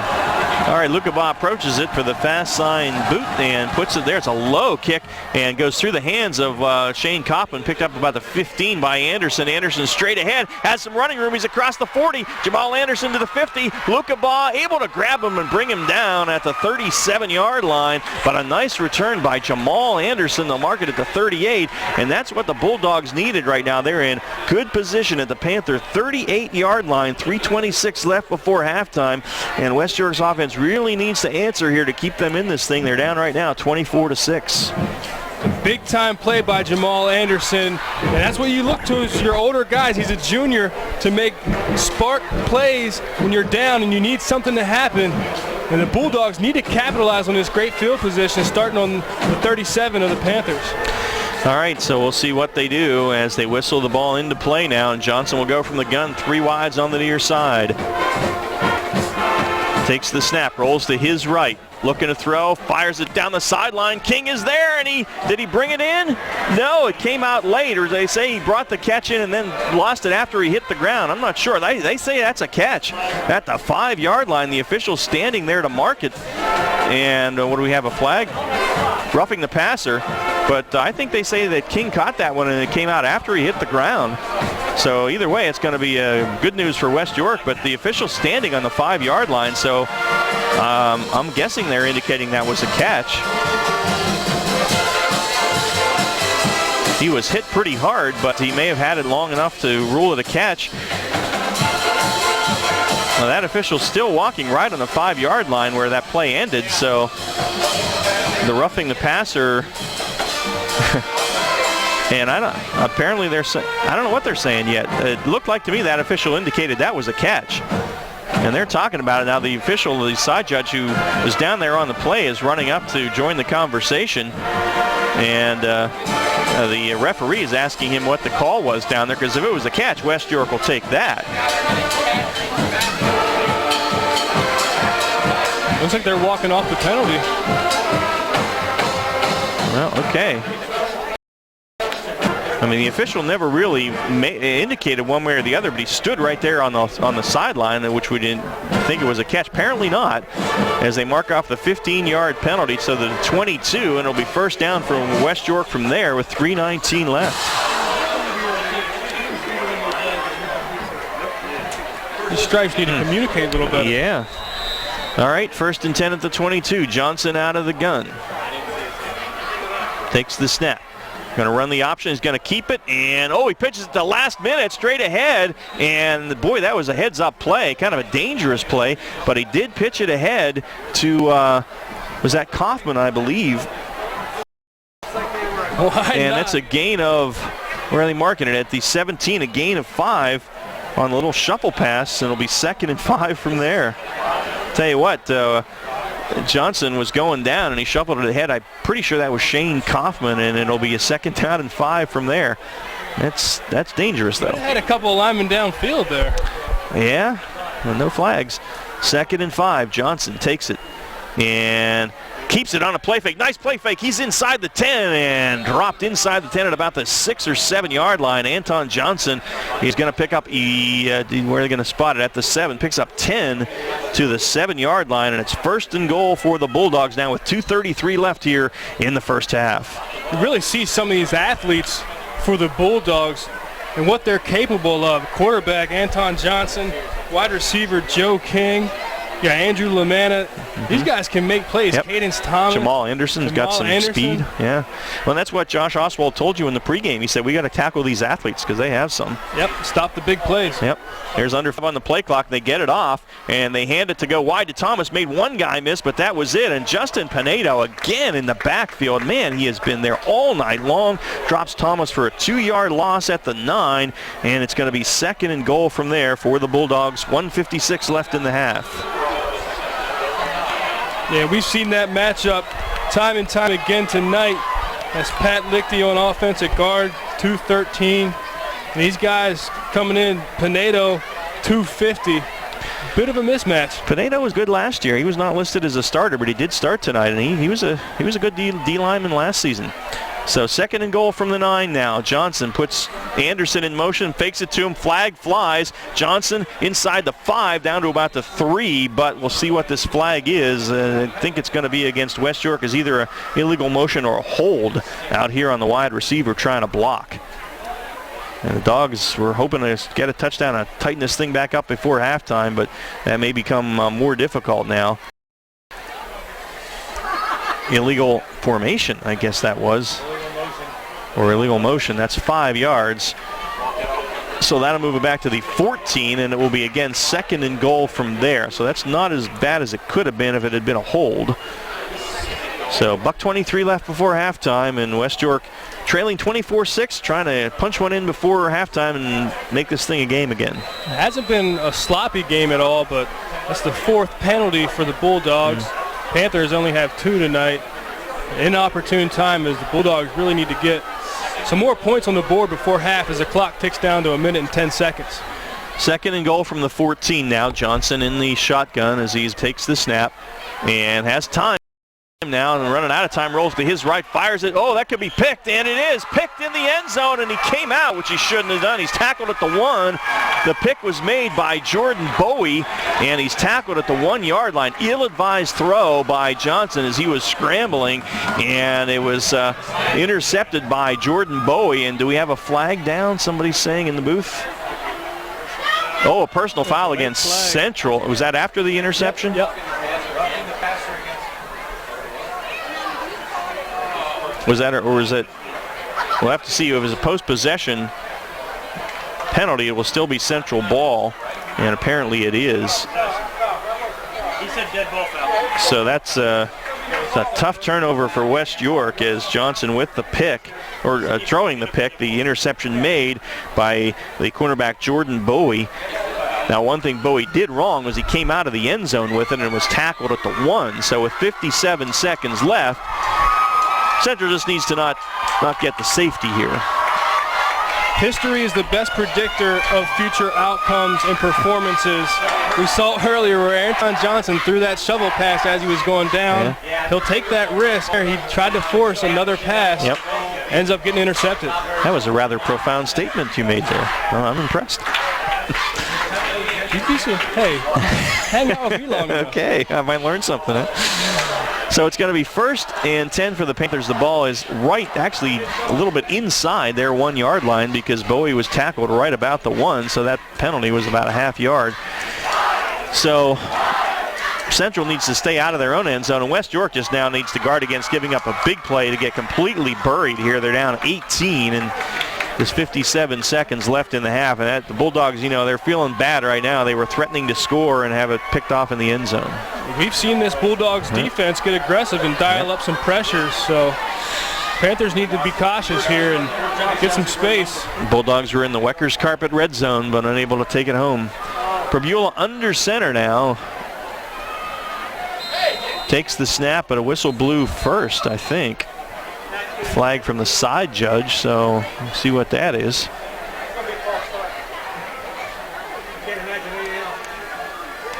I'm talking to the referee. We got the Vito's Pizza halftime show coming your way here momentarily.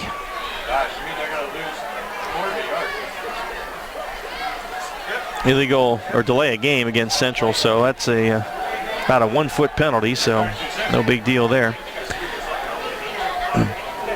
So 1st down now at the just outside the Panther goal line. And again, their goal here is to get it out of the end zone. Fabiola will go under center, probably just run a sneak here, and no, he turns around and hands it off. Oh, in the end zone, he's tackled. Hunter Werner is tackled in the end zone. That is a safety. So good penetration by West York there, and I'm looking to see who the guy on the bottom of that pile is, and that is that 54, I believe, and that would be Noah Soberg, and he was the guy shot through there, so he gets the safety, and that will make it 24-8. Now Central will have to kick the ball to West York with still 51 seconds left. I mentioned they need to get some points on the board before half. Rather unconventional way to do it, but they get 2 more. And Central, you mentioned it when it happened, with the interception. Just take the knee. Interception in the end zone. Take the knee. Brought it out. Got on the tackle on the 1 yard line. They had that dead ball foul. Took it half the distance, and they get to delay a game. So really tough position for the Panthers there. And Bulldogs did what they had to do and capitalized and got some points out of it. So that makes it 24-8 with 51 seconds left in the second. And again, the Bulldogs, those are what they call a free kick, and it'll be a punt from Carter Lukabai at his own 20. So West York should get pretty decent field position here, barring some kind of an error. Now Lukabai's got a good leg. We've seen that as a 42-yard field goal tonight. But what a weapon that is. Yeah. Like Matt Curran from Dallastown a few years ago is a soccer player at Penn State now. Cadence Thomas will drop back to his 25. He's dangerous, and Jamal Anderson and Joe King are the guys right in front of him. So we shall see here. The Bulldogs still sitting with 1 timeout, so they'll have a couple shots here if they can get decent field position.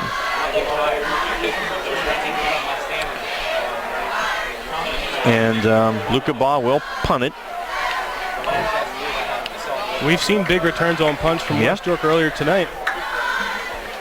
Lukabai approaches and hits it. High kick, and it will hit. And Thomas fields it on the bounce of the 27. Comes straight ahead, now cuts to the outside. Breaks 1 tackle with the 40. Almost lost a football. Breaks another tackle down the far sideline. Still on his feet, and Cadence Thomas to the 30-yard line of Central. And so with 41 seconds left, the Bulldogs will be able to take a couple of shots downfield. A 37-yard line, 36-yard line is where they'll start. 41 seconds left on the clock before half. The Bulldogs have 1 timeout, and they need to get a strike here and keep themselves in the ball game. All right, so Johnson will go from the gun, 3 guys near side, 1 to the top. Spatafora is in the backfield with him. The Panther 36. Excuse me. Snap, Johnson. Pressure comes, rolls away from it. He's going to run. The 35, spun at the 34 and gains 1. And will they take the timeout now? We'll see. They're going to lose a lot of time here as they reset. And have they taken the time? They have taken their final timeout. So, again, as has been the situation all night, the Bulldogs' offensive line unable to give Anton Johnson much time to throw. He had to scramble. Gained 1 to the 35, and so it's 2nd and 9. Now 31 seconds left. The Bulldogs now out of timeouts. Now in high school football, they do stop the clock on a first down until they reset it. So if they move the chains, they can always get up there and spike it. So you want to throw a pass on the sideline so you can get out of bounds. You want to call a couple plays in the huddle right now so if you don't get out of bounds, you can get up to the ball and either run a play or spike it. They're going over that strategy right now with Jeremy Jones in the huddle. And with the pressure we've been seeing coming, really it's just 4 linemen can get the pressure. They don't need to bring extra guys, but they have done it tonight. What I'd like to see here with this athletic quarterback, Johnson at the helm, is get that pocket moving, roll out to the right, get those linemen moving out there and try to throw something to the sideline. 2nd and 9 at the 35. West York. Johnson rolling right. Pressure coming from the backside, and he fires it. It's going to be picked again by Bowie again at the 5. Jordan Bowie returning this one up the near sideline and is brought down at the 32-yard line. So Jordan Bowie with his 2nd interception in the last 2 minutes as Johnson just kind of flung that one to the end zone as the pressure came, and with 16 seconds left, that scoring threat is snuffed out, and Central does have 2 timeouts left, so we'll see if they choose to take a shot on first down and see what happens. 2 timeouts and a kicker that can make a 42-yard field goal.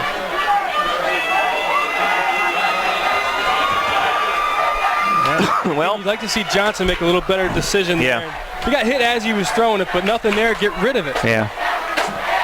First down, and they're lining up with 4 wide receivers in Pribula in the shotgun here. 16.7 ticks left. The ball's at the Central 32-yard line. Santiago in motion toward us. He takes the snap. A lot of time to throw. Fires it out here. He has Santiago at the 42. Makes a move. One guy missed and stretches out to the 48. That's a first down. So the clock will stop momentarily on the 16-yard gain as they reset the sticks here with 8.9 seconds left. And Central's going to take its second timeout. They still have one left.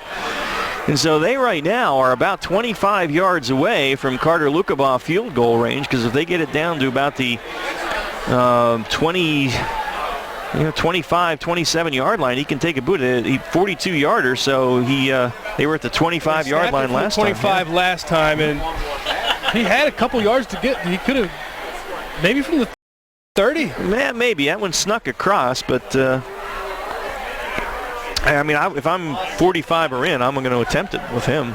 So, well, the last part of this Broadway Trans second quarter has been interesting.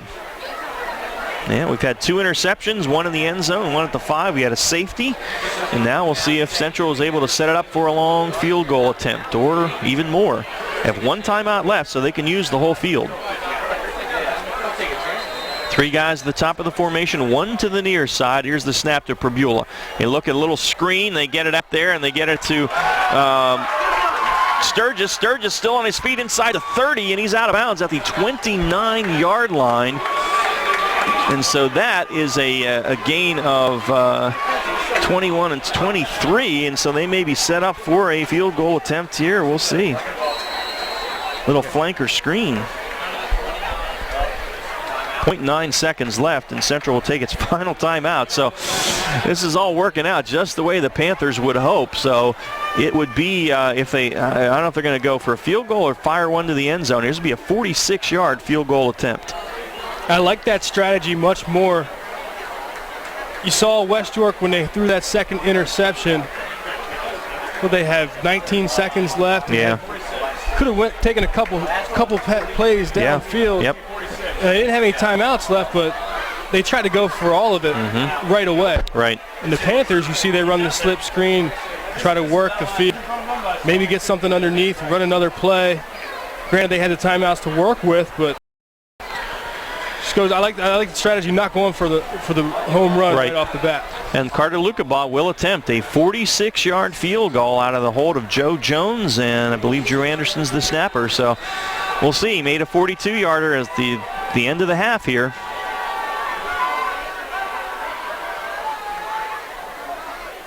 Snap is there, set is down, the kick is up, it's on its way, and that's short. So about, you needed those extra 4 yards. So the field goal attempt is no good, and that ends the first half. But it was interesting, and Central having a good first half here under their new head coach, Josh Oswald, and they will walk past the home fans into their locker room with an 16-point lead, 24, and the West York Bulldogs 8. All right, as the teams exit the field, the West York Bulldog Band will take the field. We got a little of the Central Panthers pregame show. See if we can get you a little Bulldog show as well. But right now we will take a break as we head to the Vito's Pizza halftime show with our score Central 24 and West York 8. You are listening to the York Adams League High School Football Game of the Week presented by WellSpan Sports Medicine on WOYK1350.com and GameTimePA.com. Serving York for over 50 years, Vito's Pizza. Check out their daily lunch specials Monday through Friday, 11 till 2. 2 slices of pizza and a small soda, only $3.99, or a small sub for only $4.25. Monday night, 2 large cheese pizzas for only $15.99. Tuesday, a large stromboli and large pitcher of soda, just $11.99. Wednesday, a large cheese pizza and large pitcher of soda, just $11.49. Vito's open till midnight, Monday through Thursday till 1 a.m., Fridays and Saturdays. Dine in at 1734 South Queen Street, York, or get carry-out. Call 843-1143.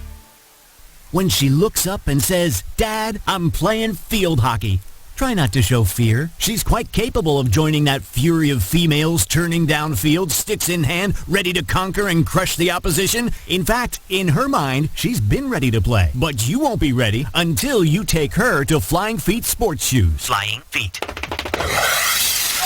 Flying Feet is the one place that makes sense of all the sports kids are into, especially field hockey footwear. No, it's not just sneakers, Dad. She'll need shin guards and socks, and don't forget hockey balls, stick bags, grip tape, protective eyewear, and hockey sticks. Flying Feet covers every player, every size, every ability, even goalie sticks. Dad, you're about to get an education on the art of fierce female competitive instinct, but Flying Feet can help you navigate that treacherous turf. They've been outfitting field hockey players and entire teams since your wife played back in '83. Flying Feet.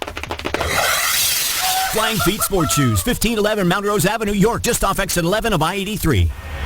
Your teams all the time. York's only place for local sports. Sports Radio 1350 WOYK. And welcome back to Panther Stadium here in Central York High School. Ron Ruman, Gareth Hissong with you. It is the Vito's Pizza halftime show, and our score Central 24 and West York 8. And right now let's get our Yorktown Roofing and Siding scoring recap from the first half with our good buddy Gareth Hissong. On Central's second possession of the night, they went 7 plays, traveled 85 yards in 2 minutes 20 seconds to strike first. With 6 minutes and 14 seconds left in the first quarter, Central went up 7, West York 0. And Central struck again, second time, on a Cade Pribula 1-yard sneak. And that was with 5 minutes and 1 second left in the first quarter. And they went up 14-0 over West York. West York got on the board next on the ensuing drive after going 91 yards in 10 plays, 5 minutes and 4 seconds. And that was with 11 minutes, 51 seconds left in the second quarter. An 11-yard touchdown run from Jamal Anderson put the score at Central York 14, West York 6. Central York on the ensuing drive went 5 plays, 24 yards, and finished that drive with an impressive Carter Lukenbaugh 42-yard field goal with 6 minutes and 41 seconds left in the first half. And after that, we saw an unorthodox score for West York as they throw an interception. Central brings it out, gets tackled on the 1-yard line, and West York capitalizes and gets a safety, puts the score at 17-8. And one more score for the Panthers as they went 4 plays, started at the 49-yard line and finished with a 3-yard touchdown run from Warner Hunter with 3 minutes and 37 seconds left in the first half. It gives us our halftime score, Central York 24, West York 8. All right, and that is our Yorktown Roofing and Siding first half scoring recap here on the Vito's Pizza halftime show and the high school football game of the week presented by WellSpan Sports Medicine. Bulldog Band is taking the field. We're going to take a break and back with our Kochman and Kunkel halftime stats and a little bit of the band for you. After this, as I mentioned, you're listening to the high school football game of the week presented by WellSpan Sports Medicine on WOYK1350.com and GameTimePA.com. Kochman and Kunkel Insurance Group, part of the Keystone Insurers Group, can save you 15 to 50% for just 15 minutes of your time. We customize plans for your needs and find you the best rate and protection. Discounts for good driver, good student, homeowners, renters, and multiple policies. Plus health, life, and all types of business insurance. Locally owned by Rudy and Pam Kochman, 3217 East Market Street, York. Call 854-0300 or online at KIGYork.com. Kochman and Kunkel Insurance Group, a proud supporter of local high school sports. Hunters Hill Orthodontics is a longtime staple in the orthodontic care community. With offices in York and Dillsburg, our practice's top priority is to provide you with the highest quality orthodontic care in a friendly, comfortable environment. Call our York offices, 1910 Kenneth Road, at 767-6694 to make your appointment, or our new location, 1399 South Queen Street at 885-5468. Or in Dillsburg, call 502-1186. We've got your smile at Hunters Hill Orthodontics. Payne doesn't take Sunday off. Neither do we. We're open weekdays 8 to 8 and weekends 9 to 6. Just walk into WellSpan Urgent Orthopedics, 2319 South George Street in York, across from the Apple Hill Health Campus. Visit wellspan.org/urgent orthopedics today. Broadway Transmission? I don't know how they do it. We've been in business for 60 years at the same location. I don't know how they do it. It's our long-term nationwide warranties. Oh, and don't forget our online appointment scheduling. I still don't know how they do it. They toted my van at no cost with my repair. It's our ATRA certified technicians. Don't forget the good-looking genius in the office. Come on, man. I know they help me with financing. Still, with my bad credit, I don't know how they do it.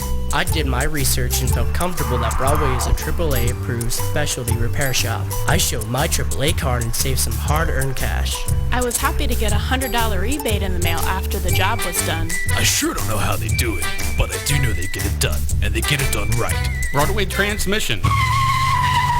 We'll get your shift together and back on the road fast. Check us out on the web at BroadwayTrans.com or stop in and see how it's done.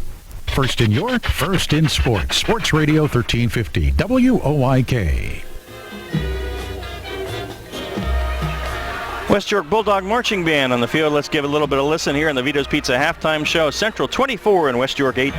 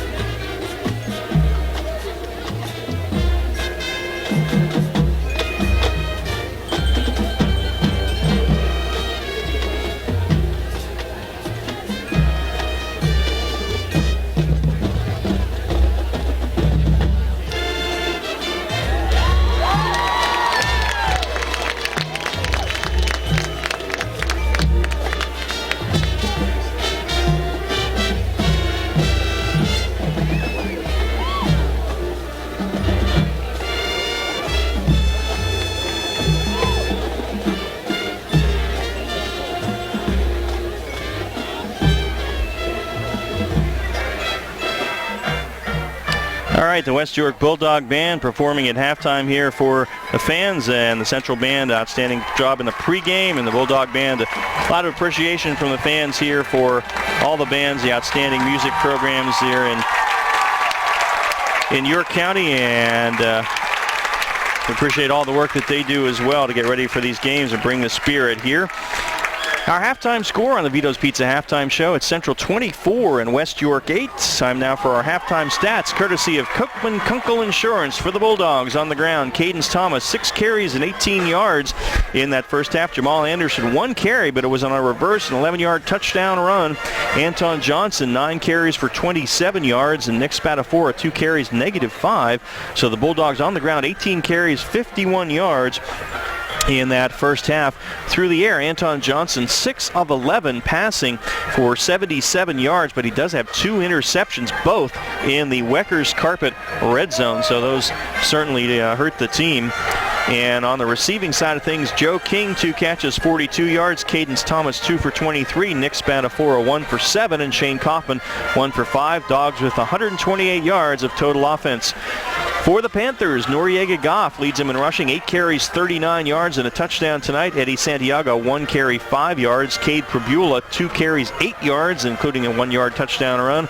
Joe Jones from the QB spot, 2 carries, 6 yards. And Werner Hunter, 2 carries for 8 yards, including a 3-yard touchdown run. 15 carries, 64 yards on the ground for Central. Through the air, Cade Prabula, 6 of 12 for 118 yards. Sturgis, 1 catch for 23. Dustin Grimm, 1 for 28. Noriega Goff, 1 for 7. And Eddie Santiago, the big receiver, 3 catches for 59 yards. The Panthers, 184 total yards tonight. Those are your halftime stats, courtesy of Cookman Kunkel Insurance. We're going to take a break, come back at our York Traditions halftime scores show for you. Let's take a little listen to the West York Band as we head to break.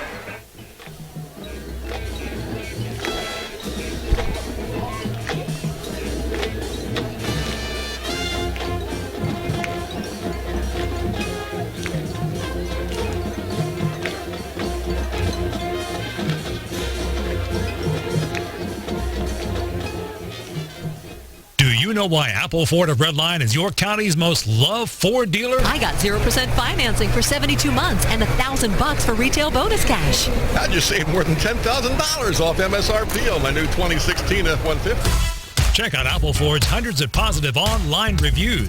Then visit York County's most loved Ford dealer at Apple Ford or goapple4.com. Approved credit and samples include all manufacturer offers and dealer discounts. See dealer for details. Offers expire 9/6/16.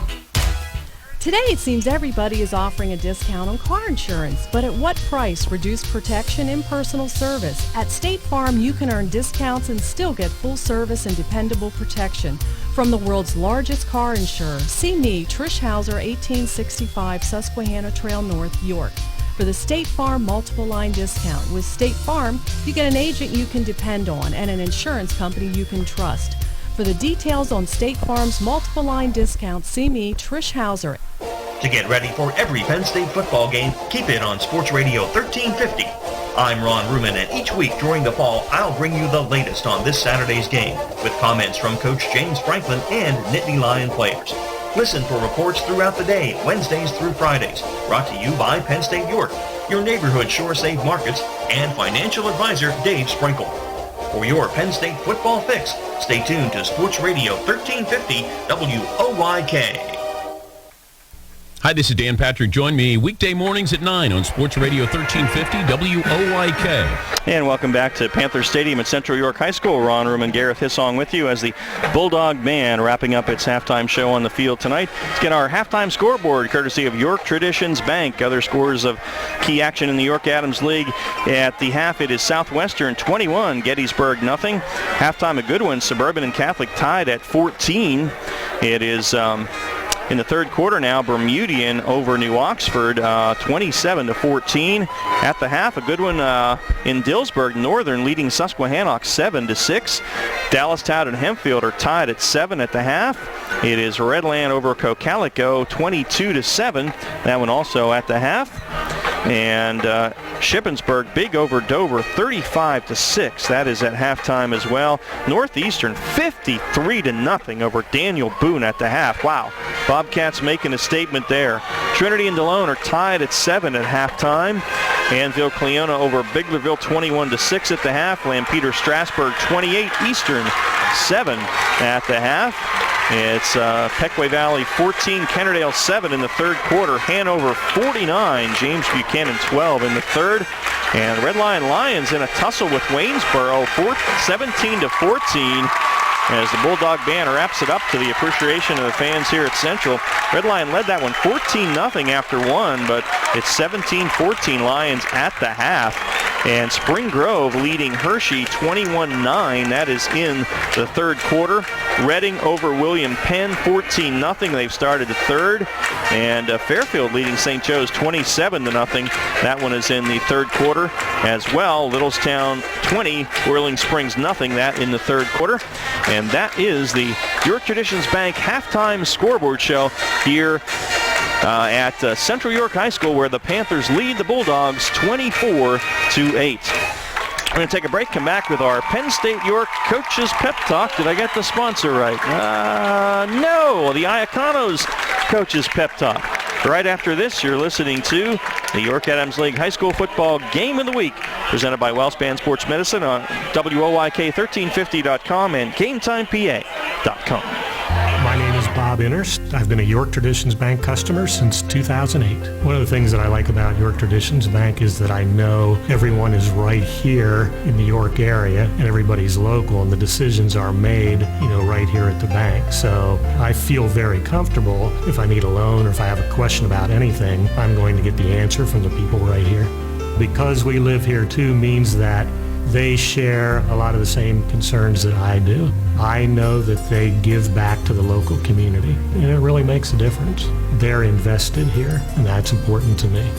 I now tend to measure other businesses that I deal with the level of service that I get at York Traditions Bank. I feel that York Traditions Bank never takes my business for granted. I highly recommend York Traditions Bank to anyone. Transition to traditions today.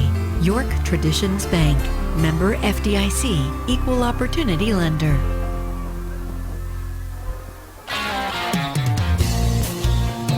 Tailgating or planning football parties? Get the party started with great products from Best Yet at your neighborhood Sure Save markets. Know that Best Yet products have been trusted and valued by families since 1893 with a quality that is backed by a double your money back guarantee. At Sobel's Markets in Shrewsbury, Stewartstown, Whiteford, and coming soon to East York. Nell's Market Fresh Foods in Spry and East Berlin, and Wetzel's in Glen Rock.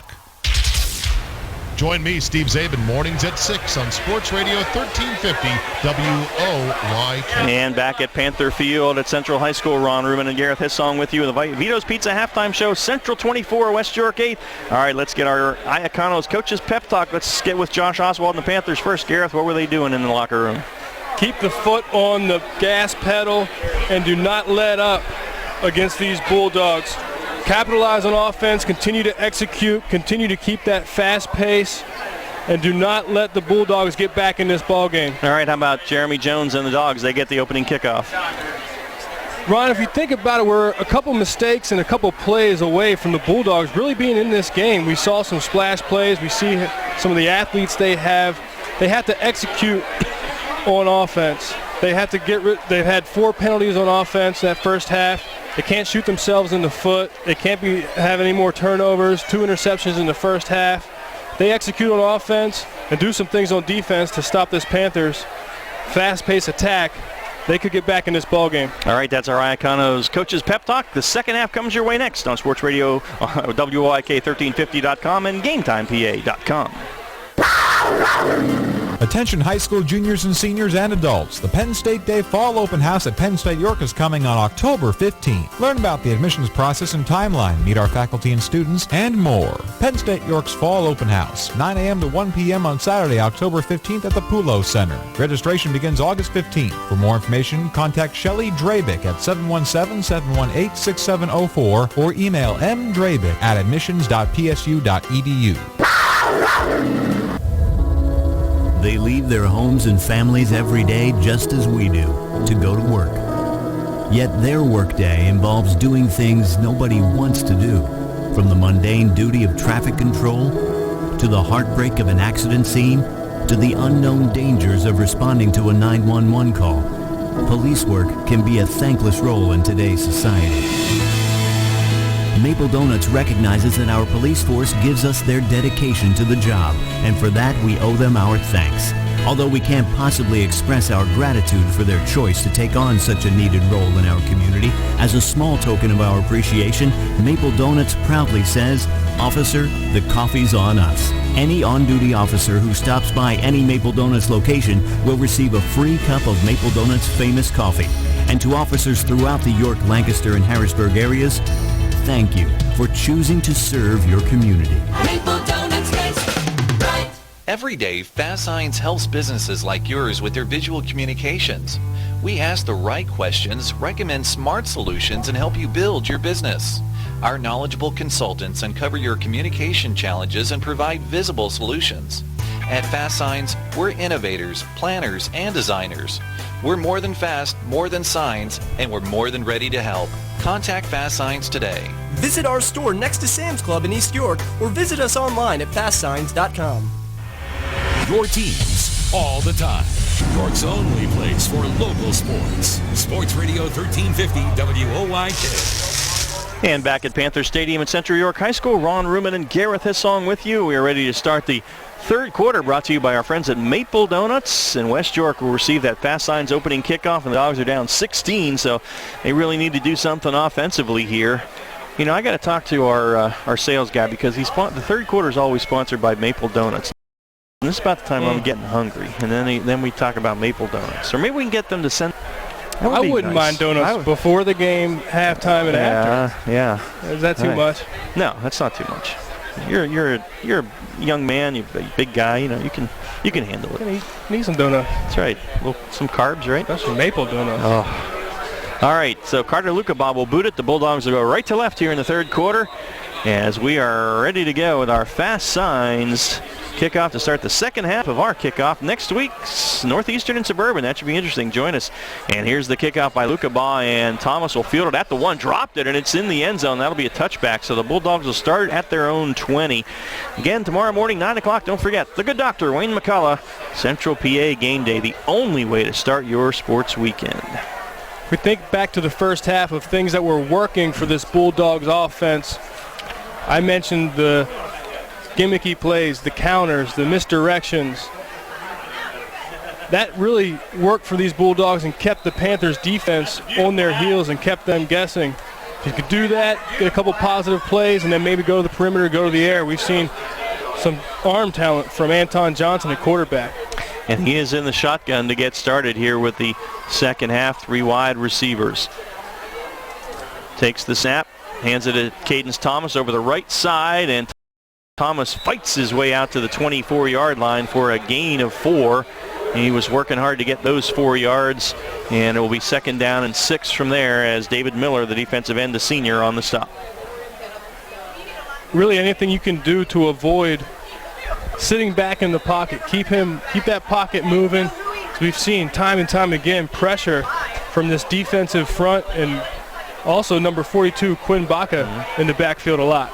2nd and 6 at the Bulldogs 24 now. Johnson takes the snap and again hands it to Thomas, who made some guys miss, and gets to the outside across the 30, the 35, the 40, and is spun down by Jordan Bowie, but out at the 47-yard line. It's a gain. I'll mark it at the 48, a gain of, now they'll mark it at the 47, a gain of 23 for Cadence Thomas. Either way, it was a heck of a run, and it's a 1st down for the West York Bulldogs. And they do mark it at the 48, so it's 24.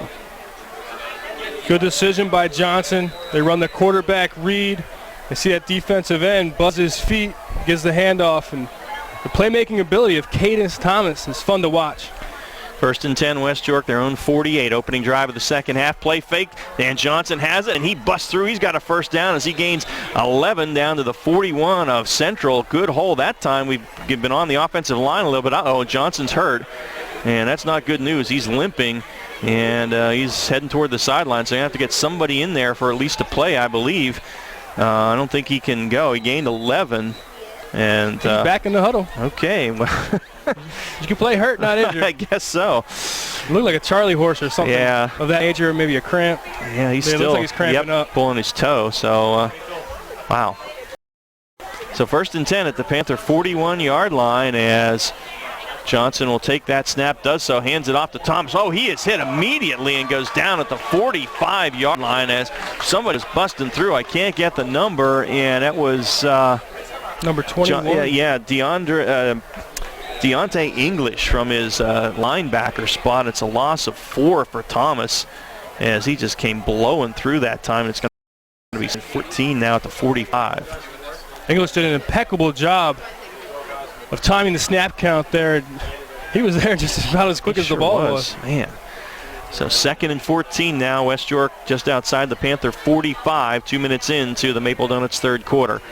And play fake to Thomas over the middle, overshot Spadafora there, and that's going to be incomplete. Was a good play. I think he wouldn't have been a big gain, but would have picked up maybe 5 or 6 and gotten him into a better 3rd down situation, but the pass was too high, and it's going to be 3rd down and long now, 3rd and 14 at the Central 45. We've seen that multiple times tonight where Johnson has receivers open, good play design, and just misses either just behind them or just high. I think that's the 3rd or 4th time we've seen that tonight, and those are plays you cannot leave on the field when you're down 16 points against a good Panther team. That's for sure. So 3rd and long here. If the Bulldogs get some chunk of this, they may have to go on 4th down if it's 4th and 4 or 5 or something. Johnson in the empty backfield now, and looking to throw a quick little screen out here to Anderson, but too many guys there. He's brought down right at the line of scrimmage. Nice tackle by Quinn Baca, who's had a good night defensively for Central, so that's no gain on that little flanker screen out here to Anderson. It's 4th and long now, and I suspect this will be a unique physique punt, and it will. Jamal Anderson jumped off sides on that play. Panthers coaches are flipping out. I'm sure they'd be much more upset if there was a positive gain on that play. So here's the punt from Joe King. The pressure comes, but he gets it off. End over end, Goff will field it at the 12. He had a big return early. They've got him along the sideline. They'll force him out about the 18-yard line. Down there to make special teams play was Tyshawn Powell for West York. So following the punt, Central has it 1st and 10 at their own, looks like the 19-yard line. So the Panthers defense does its job. 9:13 left in the Maple Donuts third. Now the Bulldogs defense, really, they need to pitch a shutout here, at least for now, to get have any chance in this one. They do, and looked like the Bulldogs were going to have something going there. Had some positive gains, some good-looking plays, had the defense on their heels. Then we saw one negative play with the pressure from Deontay English, making that tackle in the backfield. Nothing doing from that play forward. Panthers get the ball back, and what's dangerous about this Panthers offense is we've seen them run some short, intermediate pass plays. Got an illegal procedure against the Bulldogs. And there apparently was an illegal procedure against West York on the punt, which I didn't see the flag, but that's the call. And so Central's going to make West York punt this thing again. The line of scrimmage will be just inside the Bulldog 50. So we'll see. They got close to blocking that one, actually. Give Noriega Goff another chance at a return. Joe King's not out there to punt it. Somebody got to tell Joe he's got to kick this thing again. Now he gets his helmet on and runs out. He didn't know that they had reset called him back to punt again. So now he's out there. Play clock at 10.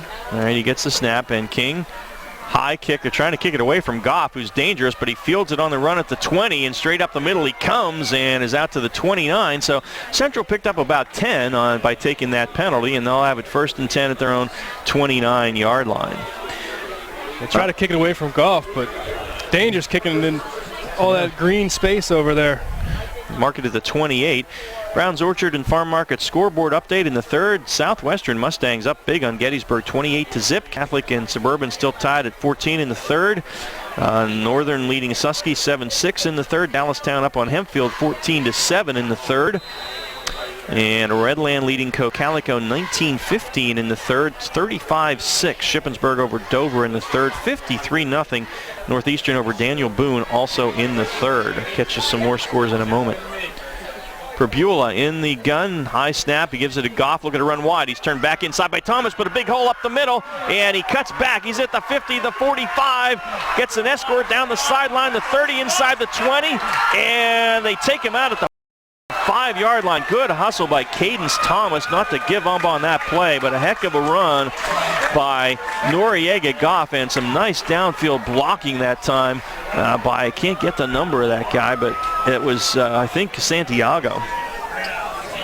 A 57-yard scamper. Whew. All brought to you by an incredible cutback by Goff, and see the playmaking ability when he gets in space. Yeah, so that sets the Panthers up 1st and goal at the Bulldog 5-yard line now with 8:49 left in the third as Central threatens to blow this thing open. And that's their bread and butter play on 1st down. We've seen that 4 or 5 times tonight. Perbula under center, hands it to Werner. Werner is going to walk into the end zone now. Good block to seal the inside, and Werner Hunter into the end zone for his 2nd touchdown tonight. 5-yard run, and 8:43 left in the third, and Central up 30-8 now. Exactly what you didn't want to happen if you're West York. Panthers do a great job of coming out in the second half, getting a stop on defense, and really setting the tempo and the pace for what they want in the second half by punching it in early. Yep. On the 2nd touchdown of Werner Hunter. So Luca Ba will kick the extra point as Tim Sturgis jogs out there to become the 11th player for Central, and that kick is up, and it is good. 8:43 left in the Maple Donuts third, and the Panthers opening it up here, 31-8 over West York. Take a break here on the high school football game of the week, presented by WellSpan Sports Medicine on WOYK1350.com and GameTimePA.com. What do John Yachty, Jacob Yachty, Austin Tillotz, and Kelly Ryan and Morgan Klunk have in common? Besides being basketball players, 2,000-point scorers, all-state athletes, or state champions, they all trained of John Kirchner at Unique Physique. John guarantees that he will increase your vertical jump, increase your strength, quickness, and get you ready for the upcoming season. Coaches, get your team ready with plyometrics, and John will even come to your gym to get your team ready. Players and coaches, call John Kirchner at Unique Physique at 755-2639 for details. Your county, your teams. Sports Radio 1350 WOYK. First in sports. And back at Panther Field at Central High School, and the home fans are happy. They are up 31-8 over West York. 8:43 left still in the third. And ready for our Yorktown Roofing and Siding scoring recap. Absolutely, in only 30 seconds. First possession of the second half for Central. 2 plays. First play, Noriega Goff scampers for 57 yards, and Werner Hunter does the rest. Finishes a drive with a 5-yard touchdown run with 8:43 left in the third quarter. Central York leads 31, West York 8. All right, we got a Fast Signs kickoff coming from Carter Lukabaugh. Bulldogs in a big hole now. And Central looking to open the Josh Oswald era with a win. And Lukabaugh approaches the pigskin and boots it high and deep. And Cadence Thomas will settle under it at the 4. Thomas straight up the field, but not much there, as good special teams play from Central York as we have seen tonight. Jackson Loring, he's a senior out there making a good special teams tackle for the Panthers. And it will be 1st and 10 West York, and they will start it at their own, looks like about the 18-yard line or so. Same thing when they trailed in the first half. I want to see West York just try to work away, not try to get it all back at once, not just try to go downfield. Stick with the game plan, stick with the things that worked in the first half, running some of those misdirection plays, and try to get back in this ball game. All right, so Anton Johnson again at the quarterback spot. He'll have 3 guys to the near side, 1 to the top, and Nick Spadafora in the backfield with him. Calling the play there at the line, as they do so often these days. Takes the snap, and he fires it out quickly. He bounced it out there to Joe King, and that was, and I think Johnson's still hurt, and he had that leg, pull up on him, because he absolutely just bounced that about 3 yards in front of King, who was open, and would have been a nice gain. And it's going to be 2nd and 10. Unfortunately, that was a gimme for the Bulldogs, and they weren't able to take advantage. You got to wonder if he's playing with that cramp. Maybe he needs to get some attention to that on the sideline. Is he hurting the team by not letting someone else come in there that feels a little better? Yeah, that was where I think the leg prevented him from making that throw. But 2nd and 10 it is at the 18-yard line now. And Johnson now going to run a shovel pass. And was that Spadafora? Spadafora. And got 3 out to the 21, so it'll be 3rd down and 7 from there, 3rd and long for the Bulldogs. We saw that play work for. Really, the story of the night for the Bulldogs is leaving plays on the field. Mm-hmm. We've seen open receivers. We've seen some missed targets from Anton Johnson. Yep. Story of the night. Well, it's 3rd and 7 here, and the Bulldogs really need to move the sticks to keep their defense off the field, but it is 3rd and long, and Johnson rolling right, looking for King, and again, overshot him. He was open at the sticks, absolutely open, and Johnson will hobble off the field, and those 2 throws out of 3 plays he just missed King, who was open, so it's 4th down, and it's going to be a punt from Unique Physique. Yeah, for the majority of the part, just seems like he rushes his mechanics, doesn't seem like everything's real fluid when he goes through his throws, and granted, maybe some of that is credit to this defense and getting constant pressure all night. So Joe King will boot it again with 7:54 left in the third, and Central already up by 23. Good snap. He gets it away. End-over-end kick. Goff will let it bounce at the 47, and it almost dies there, and it will be down by West York. So Central will start its own 47, leading 31-8. 7:45 left here in the Maple Donuts third quarter. A couple other scores from Brown's Orchards and Farm Market in the third quarter. It is Lampeter Strasburg 30-7, And Red Lion holding on to that 17-14 lead over Waynesboro in the fourth quarter. Lions out to the 14-0 lead there, but that is a close one. Spring Grove 28, Hershey 9 after 3, and William Penn has come back with 12 third quarter points. They trail Reading 14-12 in the third. Well, West York's defense really needs to find something down deep here. It's the Panther 46, and it's a 23-point lead now for Central. And Johnson, Joe Johnson, the snap went over his head, and we have a whistle blown. So do we have a flag? Because that would have been a huge loss. That was exactly what West York needed. Yeah, I don't know what happened, but the snap went through Johnson's hands. It was a high snap, and it would have been at least a 15-yard loss. And it is illegal procedure against Central, so they really are saved by a penalty. It'll be first and 15, but that was going to be second and 25, or West York still may have even recovered that thing. So they would have had the ball. Yeah, big break for Central. And Probula is back in at the QB spot now, and we'll call the play first and 15 from the Panther 41. There's the snap. Probula fires it across the middle, wide open is Sturgis. Sturgis heading for the far sideline. He's got a first down the 40-yard line, and Jamal Anderson able finally to bump him out of bounds. Late hit by Cadence Thomas. That's going to tack 15 onto it, as Thomas undoubtedly frustrated right now, but you got to keep your head. That was down to the 29-yard line, so that was a 38-yard pass play anyway, and they'll add 15 to it with the late hit.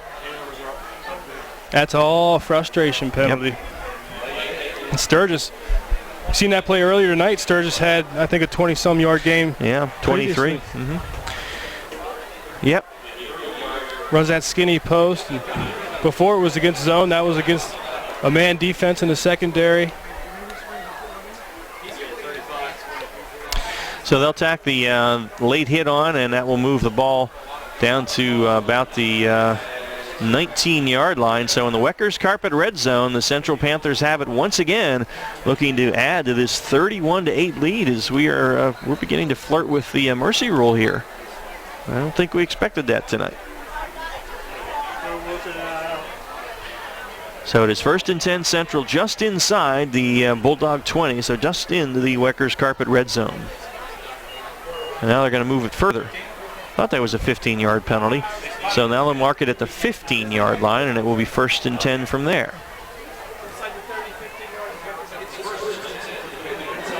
And Probula will take the snap from the shotgun and hands it to Goff. Goff, big hole up the middle, and he's inside the 5. He's into the end zone. Noriega Goff with a 15-yard touchdown run.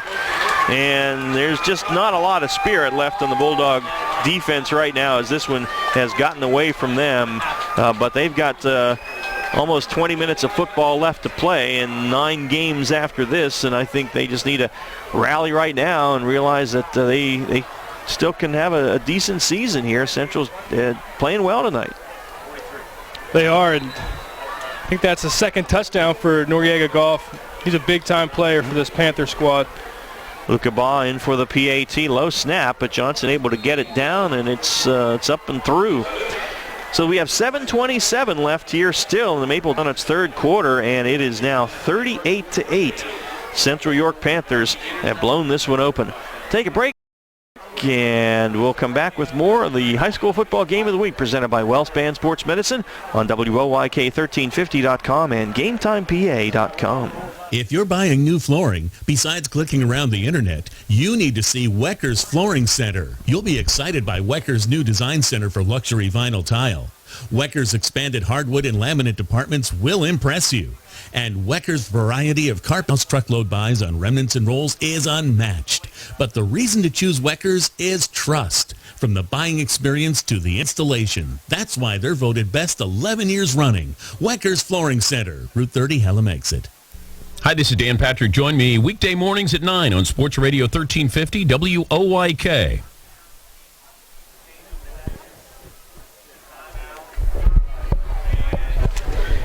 And we are back here at Panther Stadium. Central leading it big 38-8 over West York now with 7:27 left in the third. And Carter Lucabaugh will approach for our fast signs kick. And impressive show by the Panthers in their first game under new head coach Josh Oswald. As Lukaba approaches the ball and gives it the boot. Low line drive kick this time. Bounces, and picked up by Thomas on the run at the 8. Thomas straight ahead and is out to the 27-yard line, and the Dogs will start 1st and 10 there. And we'll see if Anton Johnson comes out at quarterback. He's had a leg, looked like a cramp the last 2 series, which we think affected his passing. But he's jogging out there, so hopefully they've worked on that a little bit. Because West York, if nothing else, needs to run some clock here to, We hope it impacted his passing on the one throw. Yeah, well, yes, we do. Because he bounced that one about 3 or 4 yards in front of Joe King, who was wide open on the sideline. So 1st and 10, the Dogs, their own 27. Under center this time, Johnson, with backs in the eye behind him.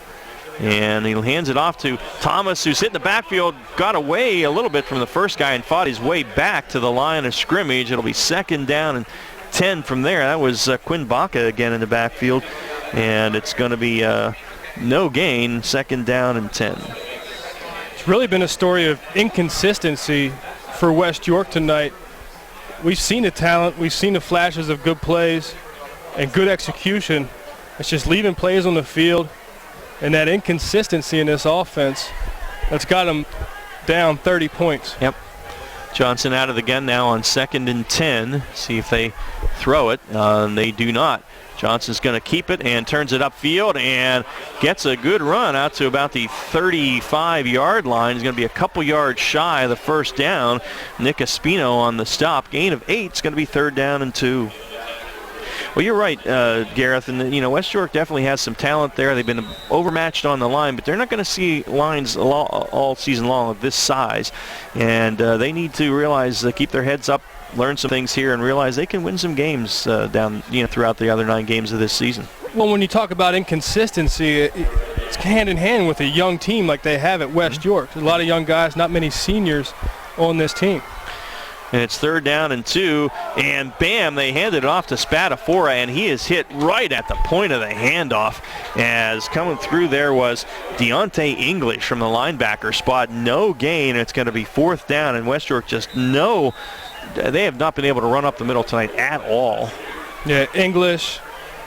You also have Baca at linebacker, Sowers. Those guys, along with Vadino, they've had the number of this offensive line for West York all night. They've been in the backfield, jumping the snap count real quick off the ball. Looks like they're going to go for it here, and they get the snap off, and they hand it off. Going to get outside to Spadafora. He is not going to make it. In fact, he's going to lose a yard or 2 as Obi Ayatanwu brings him down at about the 34-yard line. So the Dogs going for it on 4th down, but they do not make it. And on down, Central will take over deep in West York territory at the 34 with 5:14 still left here in the 3rd quarter. Another display of inconsistencies. They run that quarterback read option, and it looked like Johnson held on to it a little bit longer, and Spadafora momentum was stopped a little bit and forced him to bounce it outside. Good team defense from the Panthers, forcing a turnover on down. So if Central scores here, we will go into the PIAA mercy rule, 35-point lead, and that will mean the clock runs other than on scores, change of possession, called timeouts, but on out of bounds, incomplete passes, all that, it will keep running. And the handoff is to Goff. Goff spun around by Drew Robinson and gets about 3 down to the 31. It will be 2nd down and 7 from there. Look at some of the size in this offensive front. Number 65 at right tackle, Maurice Green, 6'2", 290 senior. Yeah. He's had a maple donut or 2. That's what I was going to say. Goff up the middle and bounces off guys and still running down to about the 22-yard line. So Goff on 2nd and 3rd effort gets enough for a 9-yard gain and a 1st down. That's where just fatigue on the part of the West York defense right now, not able to wrap up. But we should say some good things about Central because, they're impressive. I think, for their first game, new system, they're looking good. So 1st down at the Bulldog 22 now, 4:30 left on the turning clock in the Maple Donuts 3rd. Pribula takes the snap and fires for the end zone, and he's got his man Sturgis, but Sturgis unable to hold it as Shane Kaufman was playing defense in the end zone, but Sturgis unable to reel that one in the end zone, and so it will be 2nd down and 10 from the 22. That was almost 6. Good job by Kaufman. Great timing to hit Sturgis' arm. Sturgis would have hauled that in for a touchdown. 2nd and 10 at the Bulldog 22 now, 4:22 left in the third. And they give it a Goff, looking to run wide, and got the corner, although Cadence Thomas right there with him and brought him down along with Owen Richter out there. It's going to be about 4 and a 6 from there for the Panthers. Yeah, the offensive and defensive lines performing very well for Central tonight, and that's always a good foundation to have when you got the lines working in the trenches. 3rd and 6, Pribula in the gun. Under 4 minutes in the third now. Couple of guys to the top of formation, 2 to the bottom. Play fake, Pribula to throw. Across the middle he goes, and he has his man between defenders into the end zone. Sakai Barton threaded the needle, did Pribula that time. Richter and Thomas, and with 3:38 left in the third, Central is up 44-8. Pribula throws a strike in the heart of the defense down the middle of the field. And a nice pitch and catch for 6.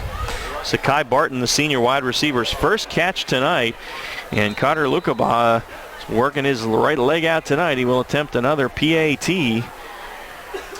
Snap is there, the set is down, the kick is up, and it is good, and it's 45-8. Central absolutely blowing this thing open here in the third quarter, and the Panthers very impressive as the opening of the Josh Oswald era here tonight against the West York Bulldogs. We will keep it here for the moment, and we will get a Browns Orchards and Farm Market scoreboard update, checking some of those other key games in the York Adams League tonight, or not league games tonight, but teams in the fourth quarter now. It is Southwestern 28, Gettysburg nothing. So the Mustangs, Damian Palucci off to a good start. And York Catholic has taken a 20-14 lead over Suburban in the third. So Eric Depue's guys looking to make a statement coming out of the gate. In the fourth quarter, it is Northern 14, Susquehannock 6. The Warriors hanging in there. And also in the fourth quarter, now Dallastown leading Hempfield 17-7. So Kevin Myers' guys looking to get off to a good start. In the fourth quarter, Shippensburg all over Dover. It is 42-6. And also in the third quarter, still Northeastern now 60-0 over Daniel Boone. Wow. Delone and Trinity. Delone leading Trinity 10-3, that one in the fourth quarter now. So that is a good one. And our Fast Signs kickoff from Carter Lukabaugh. High kick, and Anderson tried to catch it, unable to do so. Now Thomas picks it up at the goal line as it was bouncing around down there, and Thomas out to about the 19-yard line or so before he is hit and brought down out there by Will Van Dyke, who's made a couple of plays on special teams tonight. Yorktown Roofing and Siding scoring recap. Yeah, after a turnover on downs, Panthers get field position once again tonight, and they go 5 plays in 1:36. Finish the drive with a 23-yard touchdown pass. Quarterback Cade Pribula connects Sakai Barton, senior wide receiver, with 3 minutes and 38 seconds left on the clock. In the third quarter, Central York goes up 45, West York 8. All right, so the Dogs at their own 18-yard line now, and the snap, I think, was dropped by Johnson, but he's able to recover it. And they get back to about the line of scrimmage, but it's going to be second down. May have lost a yard. It'll be second down and 11 from there for Cadence Thomas. You've hit a couple times, and there's definitely some things, some positives the Bulldogs can take away from this game. I've mentioned some of the last plays and the athleticism that we've seen, just that inconsistency, and you're right, they're not going to be playing teams with this much talent and size on both sides of the line of scrimmage. Second down, about 11 now at the Bulldogs 17. And Johnson takes the snap, looking to throw, fires it down the far sideline, but overshoots Thomas there at about the 45-yard line as Jordan Bowie was covering him there. And it'll be third down and 11. Well, for Central, the line play we mentioned, very good on both sides. Linebackers, I think, have been impressive for Central tonight on defense, and they've got some playmakers. They've got Goff, I think Sturgis, 3 receivers, really. Sturgis, we've seen Grimm and Barton making plays. Santiago. Grimm had that great catch. Yeah. Snatched it from the ankles. So, yeah, I think Central off to a good start. Santiago can make plays. 3rd down, 11 now. Bulldogs their own 17. There's the snap. Johnson quick out to Thomas, trying to make something happen here, but unable to do so. Good defense by Central as he's going to go down for actually a loss of about a yard. So they just try to get him out in space and see if he could make somebody miss, but unable to do so. And it's going to be 4th down now, and probably a unique physique punt here. It will be from Joe King.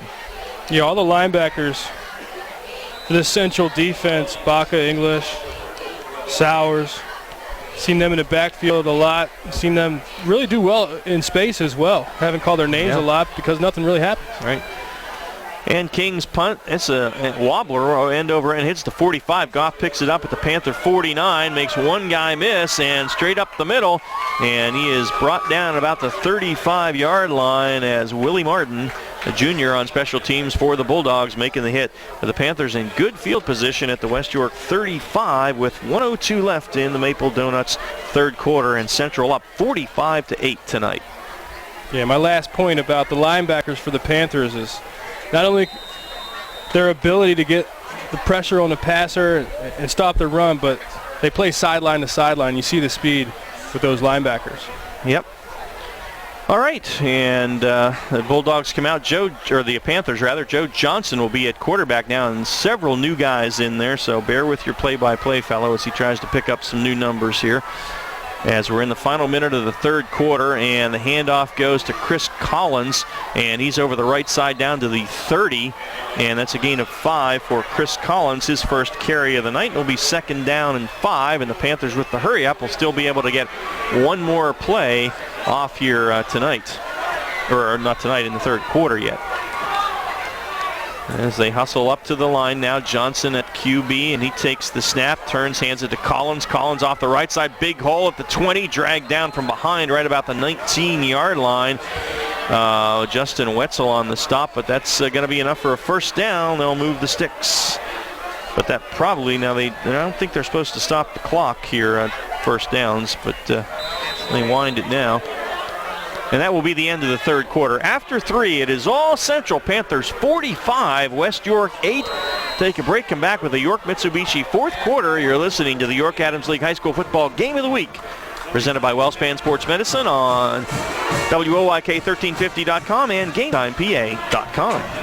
Yorktown Roofing and Siding, locally owned and operated since 1992. The premier building materials distributor in Central PA. Distributors of roofing and siding, windows and doors, decking and railing, seamless gutter and gutter guard, and cabinets and vanities. Both wholesale and retail. Located at 261 Northeast Street in York. Online at YorktownRoofingandSiding.com or call 845-9447 or toll free at 1-800-457-3943. Your county, your teams. Sports Radio 1350 WOYK. First in York, first in sports. And welcome back to Panther Stadium here at Central York High School.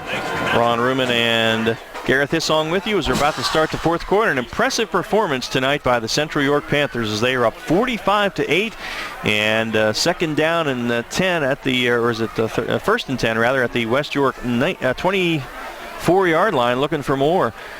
Get you a Browns Orchard and Farm Market scoreboard update here in the 4th quarter. Southwestern up on Gettysburg now 35-0, so great start for the Mustangs.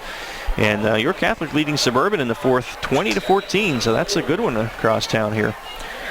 And Joe Jones in at the quarterback spot, and he faked the handoff. I think he wanted to hand it off, and he should have. And he goes down for about a 6-yard loss as several Bulldogs, Drew Robinson, Nick Spadafora in there quickly to make the hit. Michael Valentine, a freshman, and we've got a Panther down on the field right now. He faked the fake. He faked himself out. Well, I think he did. I think he wanted that guy to take the ball, and he didn't. So we'll check on the Panther down. Hopefully nothing serious. And check on some other scores here in the fourth. It is 14-6, Northern leading Susquehannock. And also in the fourth quarter, Dallastown 17 and Hempfield 13. So that is that's a final now, they're saying here. So Dallastown with the win. So congratulations to Kevin Myers as they get the, well, no, that's not a final yet. It's in the fourth. Yeah, I guess it is a final. I can't tell. They have this one listed as final as well, and it is not, as we know. So I don't know if that one's over yet or not. Yeah, that's a quick ball game to be over already. It is. So I'm going to assume that's probably in the fourth. And let's get some other scores. Shippensburg big over Dover, 42-6 in the fourth, and 60-6 Northeastern over Daniel Boone. So the Bobcats out of the gate. It's still 10-7 to Lone leading Trinity. That's good news for Gareth. Lampeter Strasburg 42-7 over Eastern. Pequay Valley 30-14 over Kennerdale in the fourth. Hanover big winner tonight over James Buchanan, and Red Lions still leading Waynesboro 17-14 in the fourth, and Spring Grove 35, Hershey 9 in the fourth. Big win for the Rockets, and there's movement on the Panther line. A lot of new guys in there right now, so guys getting used to it. So it's going to be procedure. That'll move them back 5, and it will be second down and about second down and maybe 19. So, and what do we have here from York High? It's, well, Reading, Bearcats got within 2, but now Reading has put up 14 in the third, and so it is now 28-12. The Red Knights leading the Bearcats there in the fourth quarter. So that's your Browns Orchards and Farm Market scoreboard update as I have it. Second down and long for the Panthers now, and Joe Jones ready to take the snap. Again, a lot of new players in with a big lead here in the fourth quarter, brought to you by York Mitsubishi. They hand it off to Collins, and another flag flies, so we may have a flag fest here in the fourth quarter. York Mitsubishi at the corner of Roosevelt Avenue Route 30, where Mitsubishi's always cost less. Another illegal procedure against the Panthers, but Panthers wrapping this one up, so Gareth, as Central moves forward, again, I think teams have a lot to prepare for. Good lines, big lines, active linebackers, and running backs that can move the ball, and 3 or 4 receivers who are pretty good. And a whole new look and a whole new scheme on offense. Here's the snap to Jones. He hands it off, and his running back is snowed under. And that was Michael Morris, and he's going to go down for a loss of a yard or 2. So it's going to be third down and very long for Central at their own 41-yard line now. They've got to get all the way down to the 16 for a first down. And linemen coming in and out now for the Panthers. Clock runs. We're in the mercy rule. It's 45-8, 10:45 left. And big Maurice Green chucks off. Probably he's done for the night. And the lines were impressive for Central on both sides of the ball.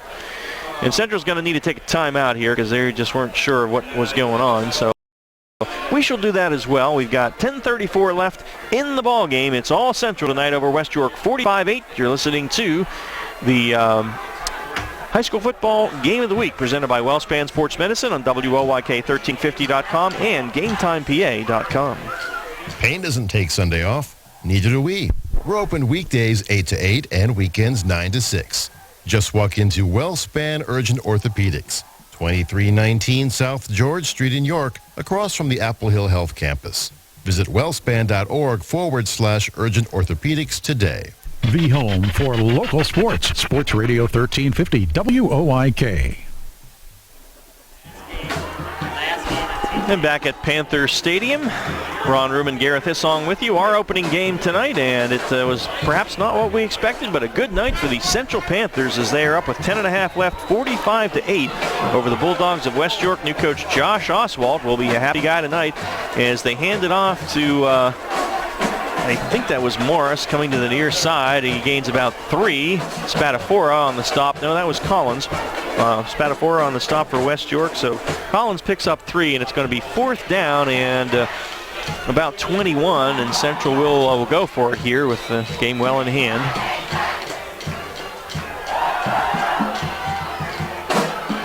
Jones looking over to the sideline for the call, as the Panthers do in their new speeded up offense, and the left-hander will fire it across the middle, threw it into traffic, and was that picked? Yeah, I believe it was. Yep, Spadafora with the pick for West York, so the Bulldogs get the turnover, and with 9:53 left, West York will take over at its own 30-yard line, 1st and 10.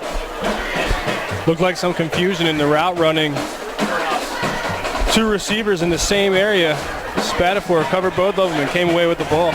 Well, again, a lot of new guys out there for Central getting their first action, so he'll have this. So 1st and 10 at the 30. We've got a new quarterback for West York in there as well, and that will be Corey Wise. He is a freshman, so we'll see what Corey is able to do here as he gets his turn at the wheel. Perhaps the future of West York at the QB spot. He will go out of the shotgun. He's got 4 wide receivers, takes the snap and hands it off, and that is that still Thomas in there?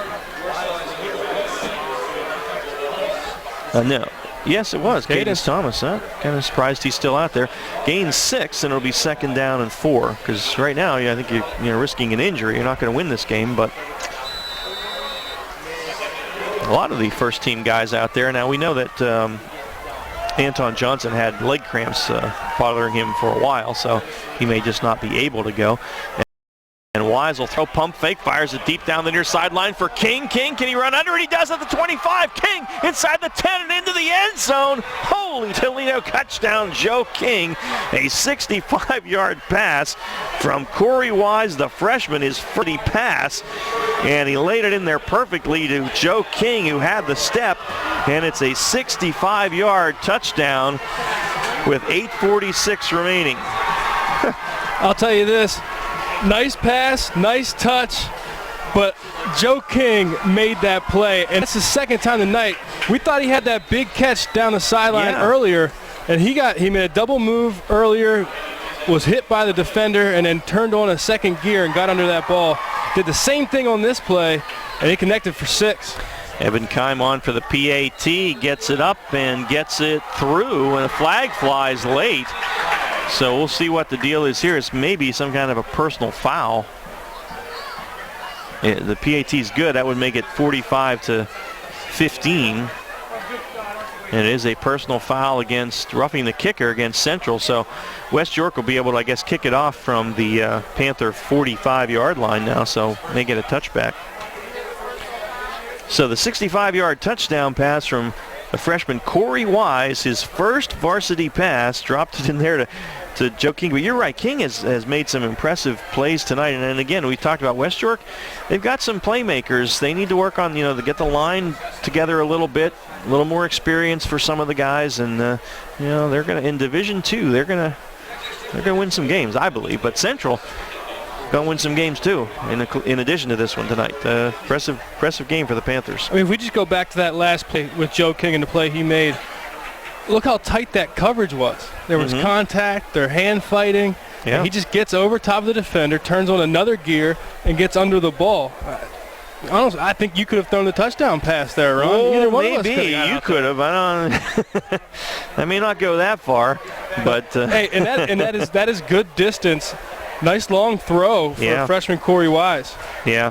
Yes, it was. That was a good throw for him. That ball was in the air a long time, and he did make a nice throw. So the Dogs have something to cheer about, and we'll have a fast signs kickoff from Keim from the 45 of the Panthers after that roughing the kicker penalty on the PAT.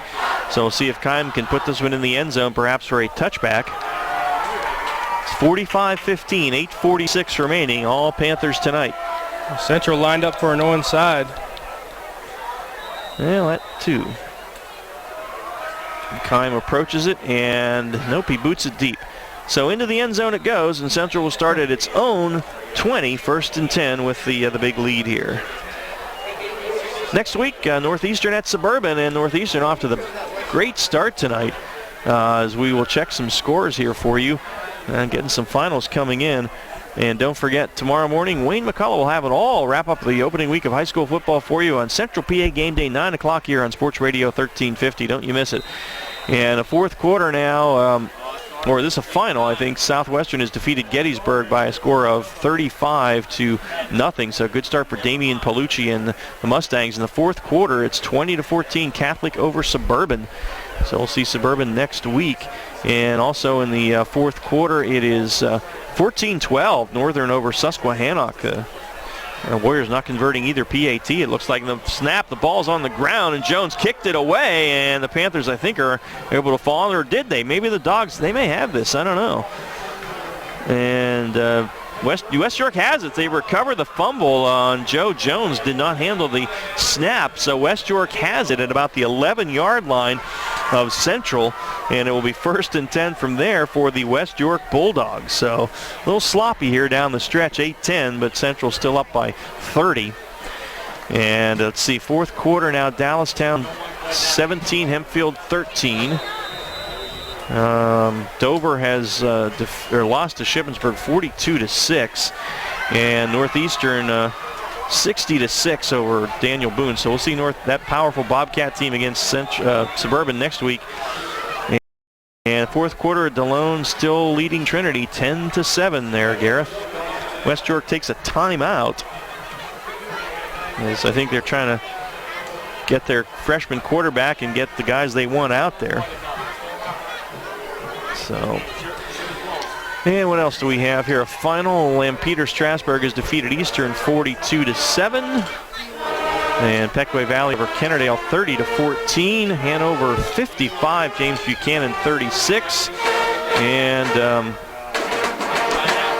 we got a fourth quarter score. Red Lion 24, Waynesboro 14. So the Lions getting an insurance touchdown there late. In fourth quarter, Hershey trailing Spring Grove 35, Hershey 9, or Spring Grove 42, Hershey 9. So good start for Kyle Sprinkle and the Rockets. Absolutely. All right, so we've got the Corey Wise in there and a bunch of new guys for West York as the Panther 11, 1st and 10 after the fumble. And Wise hands it off right up the middle where they still are having no success, and that is Josh Brumley. And Brumley with the carry and going nowhere. Second down and lost a yard, actually, 2nd and 11. So 2nd and 11, clock winds, 7.5 left here in this one. Central blew it open in the third quarter, and it's 45-15 Panthers. Should see more success as they still have the starting offensive line in for West York. Get them a little extra work here.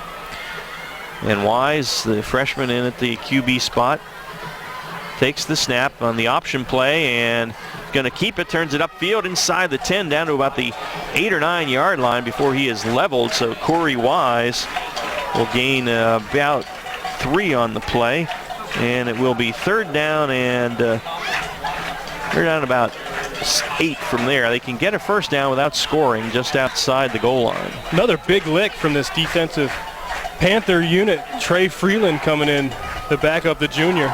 Yeah, I've been impressed too. The Panthers, they are hitting on defense tonight. So third down about long 7 here. Wise looking to throw, fires it, and he's got Andrew Lamanna. Nice little in route and another good pass by Wise. Now I think he's short of the first down. We'll have to see exactly where this thing is spotted. Lamanna's first catch tonight. He's a sophomore. And the ball is between the 1 and the 2, so it's fourth down and about less than a yard for a first down and about 1.5 yards for a touchdown. And the Bulldogs still in the huddle, so they're going to have to hustle if they're going to get this playoff. They get up to the line of scrimmage now, and they set. Wise in the backfield, 5 seconds on the play clock. Takes the snap. Wise rolling to his left. He's going to run it, and he did not get in. And I don't think he got the first down either. We'll have to see where the spot is. A little option there, and I think he was stopped short of the sticks. I haven't seen the indication yet. Tough to tell from this angle. Yeah, it really here. is. They still haven't indicated. He could. It's possible to get a first down without getting a touchdown. And nope, they say he was stopped short, so Central will take over on downs at about their 1-yard line with 5:38 remaining here in the football game, and the Panthers up by 30.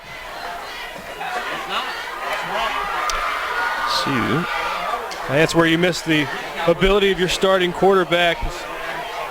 Wise did a good job coming in and filling in, but Johnson, a great athlete. Yep. And we want to say hello to all the folks listening on Sports Radio 1350 WOIK tonight as we're on the air now. Darrell Henry wrapped it up with the Revs this evening, so we will be on our radio and internet for the rest of the way here. And for all you who are following the Revs tonight, if you're Central York Panther fans, you can celebrate because they are on their way to a big opening win over West York. It's 45-15 with 5:15 left here in the football game.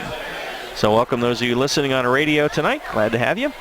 And at the 1-yard line, Central takes over, and we have a whistle on the snap. So West York has one safety here tonight, and we have delay of game against Central, so they'll snap this one from about the 1-foot line. And safety is definitely a possibility here at this point. Be the second one tonight. Yeah. They've already been backed up in this situation. The Bulldogs were able to capitalize and get a safety. Yep. And the West York fans have some things to be excited about. We've seen the playmaking ability of wide receivers like Joe King, Jamal Anderson in the backfield, Cadence Thomas in the backfield, Anton Johnson, big-time playmaker. Yep. Still waiting on a final, Catholic and Suburban. It's Catholic up 20-14 in the fourth quarter. That's a good one. And the Dallastown 17-13 over Hempfield. That is still in the fourth quarter, I believe. Yep. And so what do you have, a timeout here? I guess we do. We'll take a break as well. With 4.5 left, it's Central 45 and West York 15. You're listening to the York Adams League High School Football Game of the Week, presented by Wells Fargo on Sports Radio 1350 and GameTimePA.com. When you need a haircut, where do you go? If you need a hair replacement, who's the expert? When barbers need a haircut, where do they go? The answer is Iaconos, of course, the most interesting barbers in York. Don't normally get a shave? Go to Iaconos. They'll take care of you. Need a facial? That's right. Iaconos is the place to get it done. Iaconos, the most interesting barbers in York. They do it all. For an appointment, call 854-8258. That's 854-8258. First in York, first in sports. Sports Radio 1350, WOIK. Alrighty, and out of the timeout now, Central will snap it, and straight ahead goes Joe Jones, the QB on the keeper, just to get away from the end zone, and he forges forward for about 3, and it'll be second down from there. And our Browns Orchards and Farm Market scoreboard red line with a big win, 31-14 over Waynesboro tonight. Spring Grove is on its way to a big win over Hershey. It's 42-9 in the fourth. And Dallastown still leading in the fourth over Hempfield. Northeastern blew out Daniel Boone tonight. Division I in the York Adams League, maybe pretty good this year. I don't know. We'll see. Northeastern has some playmakers. They'll be fun to watch this year. Late flag. Yeah. Just personal foul on the Bulldogs. The Bulldogs. Frustration. That's the second or third one of those tonight. That's something Jeremy Jones, I'm sure, will talk to his guys about. You know, he understands the frustration certainly, but you gotta control yourself. That doesn't help anybody. Yep, it's a discipline and finishing the ball game out. Play with class. Yep. Sportsmanship. Clock winds now as we're in the Mercy Roll. 4:15 left and the handoff, and this is Chris Collins, and he spins his way out to about the 23, and it's going to be a gain of about 5. It'll be 2nd and 5 from there. Well, Gareth, I know you like some of the young coaches here in the league. I know you like Jesse Shea at Red Lion, and Kevin Myers, not really, a young, experienced coach now at Dallastown. Josh Oswald here. And John Shapansky at Northeastern in Division I. So there's some good young coaches here. I know you were impressed with Jesse Shea from the get-go. I was. I like Jeremy Jones as well, talking to him before the game tonight. And all these guys are creative. They want to get their guys out in space. It's good for the league. It's more fun to watch. The players like to play like that. It's kind of where football has been heading the last. We talked earlier about when you started, it was run to the right, 3 yards, cloud of dust, 3 yards, cloud of dust to the left, and now it's out in space and dust up some rubber pellets. Yeah, absolutely. So, yeah, they're getting guys out in space. They're creative with the offense and dialing up different pressures on defense. It's fun to watch. Chris Collins, after Joe Jones had stumbled in the backfield, Collins off the right side. He gains a couple, and it's going to be 4th down now and long, and I guess we'll see a punt. We think they're pretty deep in their own territory. Yep, Lukabar runs out there. We're under 3 minutes left, so they'll kick it away, and West York will get it. I'll tell you what, I'm kind of impressed with Corey Wise, the freshman quarterback for West York, though. I'm sorry. Go ahead. I'll keep it on the coach's topic. Okay, yeah. You know, it's new for me because of my age, but really it's just have you experienced this where it's a new era for me? You know, when I was growing up and playing through high school, it was all the same coaches, and now it's kind of a new era at every school. Well, there's certainly been a lot. I mean, this year there has been some turnover, and I guess if you look in the last 4 or 5 years, as Central takes a timeout to get the guys out there they need. But certainly there has been a bit of a turnover. Ron Miller was very successful at West York. His own decision to leave, and he's now a principal over in Hempfield. You know, he was looking to get into the administrative end of things. But Ron, I think, was a guy who was very creative and took West York to another. Terry Bupp had a good program there, but he took it, I think, to another level and was very competitive at the district level year in, year out. Kevin Myers, I credit him for doing the same thing. He plays a tough non-league schedule. He wants to prepare his guys for the districts. He wants to certainly win the league. But yeah, Kyle Sprinkle, a new guy, second year at Spring Grove. Certainly Josh Oswald here. Jesse Shea, I think 3rd or 4th year at Red Lion. So yeah, it's. I guess when you have some situations where you have a lot of guys maybe been there for a while, and at some point you have that turnover. So it's interesting to see. It's almost like new generations of coaches. Yeah. Yeah. Obviously, it evolves as time goes on, and changing of the guard, as they say. It is. You're exactly right. I mean, Kevin Myers in D1 is really the veteran now. Here's a punt by Luca Baugh from Unique Physique. End over end, hits the 48 of West York, bounces, and it will go dead at about the 37-yard line. So the Dogs will start there.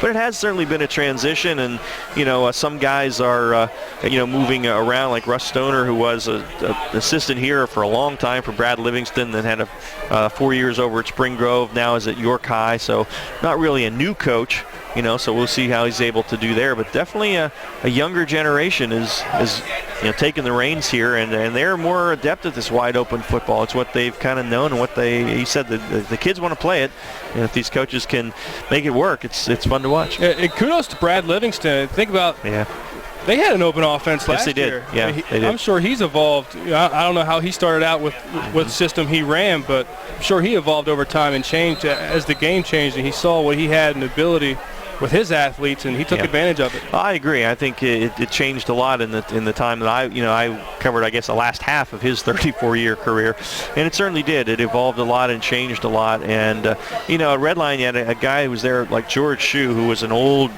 school coach, probably as old school as you get, who was their coach when I started. And then Pat Conrad kind of opened it up, had a lot of success, took him to a district title game, and and now Jesse Shea. So it's a new breed. And we have another quarterback in for West York, and the handoff here to the right side, and that is Tyshawn Powell. And he is brought down after about a 2-yard gain. There was a penalty on the play before that. West York had too many guys out there. I think we've got Willie Martin, the junior, in at quarterback for West York now. So we're down in the last 95 seconds of this one. And what I'm hopeful with the type of coaches we have and the creativity and where they're taking this league, I'm hoping to see more success in the postseason when we go out and play other leagues. I know I experienced when we would get into districts and things, we didn't have as much complexity or options. Once we started, we were pretty vanilla. And I think that we'll see that evolve as these coaches progress. And our teams might not have the depth of skill as a lot of other schools, so I think this creativity will allow us to use what athletes we do have on each team and really exploit our strengths for as much as we can and get the most potential out of these teams in the York-Adams area. Well, I think that's a good point, and the league has certainly made strides in those areas. And again, I credit Ron Miller for a lot of that. He came here saying, I want to win districts, not just the league, and he did win a district title in AAA. But Kevin Myers, I think, has followed that lead. I think certainly Jesse Shea wants to. I'm sure that Josh Oswald, coming from Carlisle, wants to. Martin is going to be sacked, and he tries to get rid of it at the last minute, and it's a loose ball, and I think they're going to say an incomplete pass. So they kind of bailed Willie out there a little bit on that one. So. It's going to be 4th down, and the clock will run. That's probably going to be the final play of this football game, as I think they'll just let it run out, and we'll get out of here before. And credit, people like Unique Physique and the trainers around here to help develop the talent we have in the York Adams area. Absolutely. There's no question about that either. And that is going to be it. That's the final score tonight. Congratulations to Josh Oswald as he gets win number 1 here as the new head man of the Central York Panthers as they defeat soundly the West York Bulldogs tonight. 45-15 is our final score. We're going to take a break, and we will come back with the Penn State York post-game show on the high school football game of the week presented by WellSpan Sports Medicine on Sports Radio 1350 and GameTimePA.com. Attention high school juniors and seniors and adults. The Penn State Day Fall Open House at Penn State York is coming on October 15th. Learn about the admissions process and timeline, meet our faculty and students, and more. Penn State York's Fall Open House, 9 a.m. to 1 p.m. on Saturday, October 15th at the Poulo Center. Registration begins August 15th. For more information, contact Shelley Drabick at 717-718-6704 or email mdrabick@admissions.psu.edu. They leave their homes and families every day just as we do, to go to work. Yet their workday involves doing things nobody wants to do, from the mundane duty of traffic control, to the heartbreak of an accident scene, to the unknown dangers of responding to a 911 call. Police work can be a thankless role in today's society. Maple Donuts recognizes that our police force gives us their dedication to the job, and for that we owe them our thanks. Although we can't possibly express for their choice to take on such a needed role in our community, as a small token of our appreciation, Maple Donuts proudly says, "Officer, the coffee's on us." Any on-duty officer who stops by any Maple Donuts location will receive a free cup of Maple Donuts' famous coffee. And to officers throughout the York, Lancaster, and Harrisburg areas, thank you for choosing to serve your community. Maple Donuts tastes right. Your teams all the time. York's only place for local sports. Sports Radio 1350 WOYK. All right, back at Panther Field here at Central York High School as the Panthers celebrate their win tonight, first of the season, first of the Josh Oswald era here. And congrats to him and the staff here for their first win, an impressive one over West York and our tribal Bulldogs. Have some work to do, but they have some guys that can make plays, so they will certainly do that. And congrats to Josh and the Panthers on the win tonight. Let's get our Yorktown Roofing and Siding scoring recap for the game. Take a deep breath, Gareth, and go for it. I'll make it quick. Okay. Central a lot, West York not so much. Okay, well, there you go. On their second possession of the night, the Panthers went 7 plays in 2 minutes, 20 seconds, traveled 85 yards, and struck first, going up 7-0 with 6 minutes and 14 seconds left in the first quarter. On the ensuing possession, Cade Pribble, the quarterback, went on a 1-yard sneak. That was with 5 minutes and 1 second left in the first quarter. Put Central York up 14-0. West York made some noise on their ensuing possession, going 10 plays, 91 yards in 5 minutes and 4 seconds, which was an impressive drive, and we thought they would have a lot of life after that performance. Taking 5 minutes off the clock, they capped that drive off with an 11-yard touchdown run. Running back Jamal Anderson going to pay dirt, and that was with 11 minutes and 51 seconds left in the first half. Central York was up 14, West York 6 after a missed PAT attempt. Central struck again on a big-time 42-yard field goal from kicker Carter Luckenball with 6 minutes and 41 seconds left in the first half, and that put Central up 17-6. Central struck again one more time on a 4-play, 3-minute and 37-second drive. Capped that off with a 3-yard touchdown run from Warner Hunter.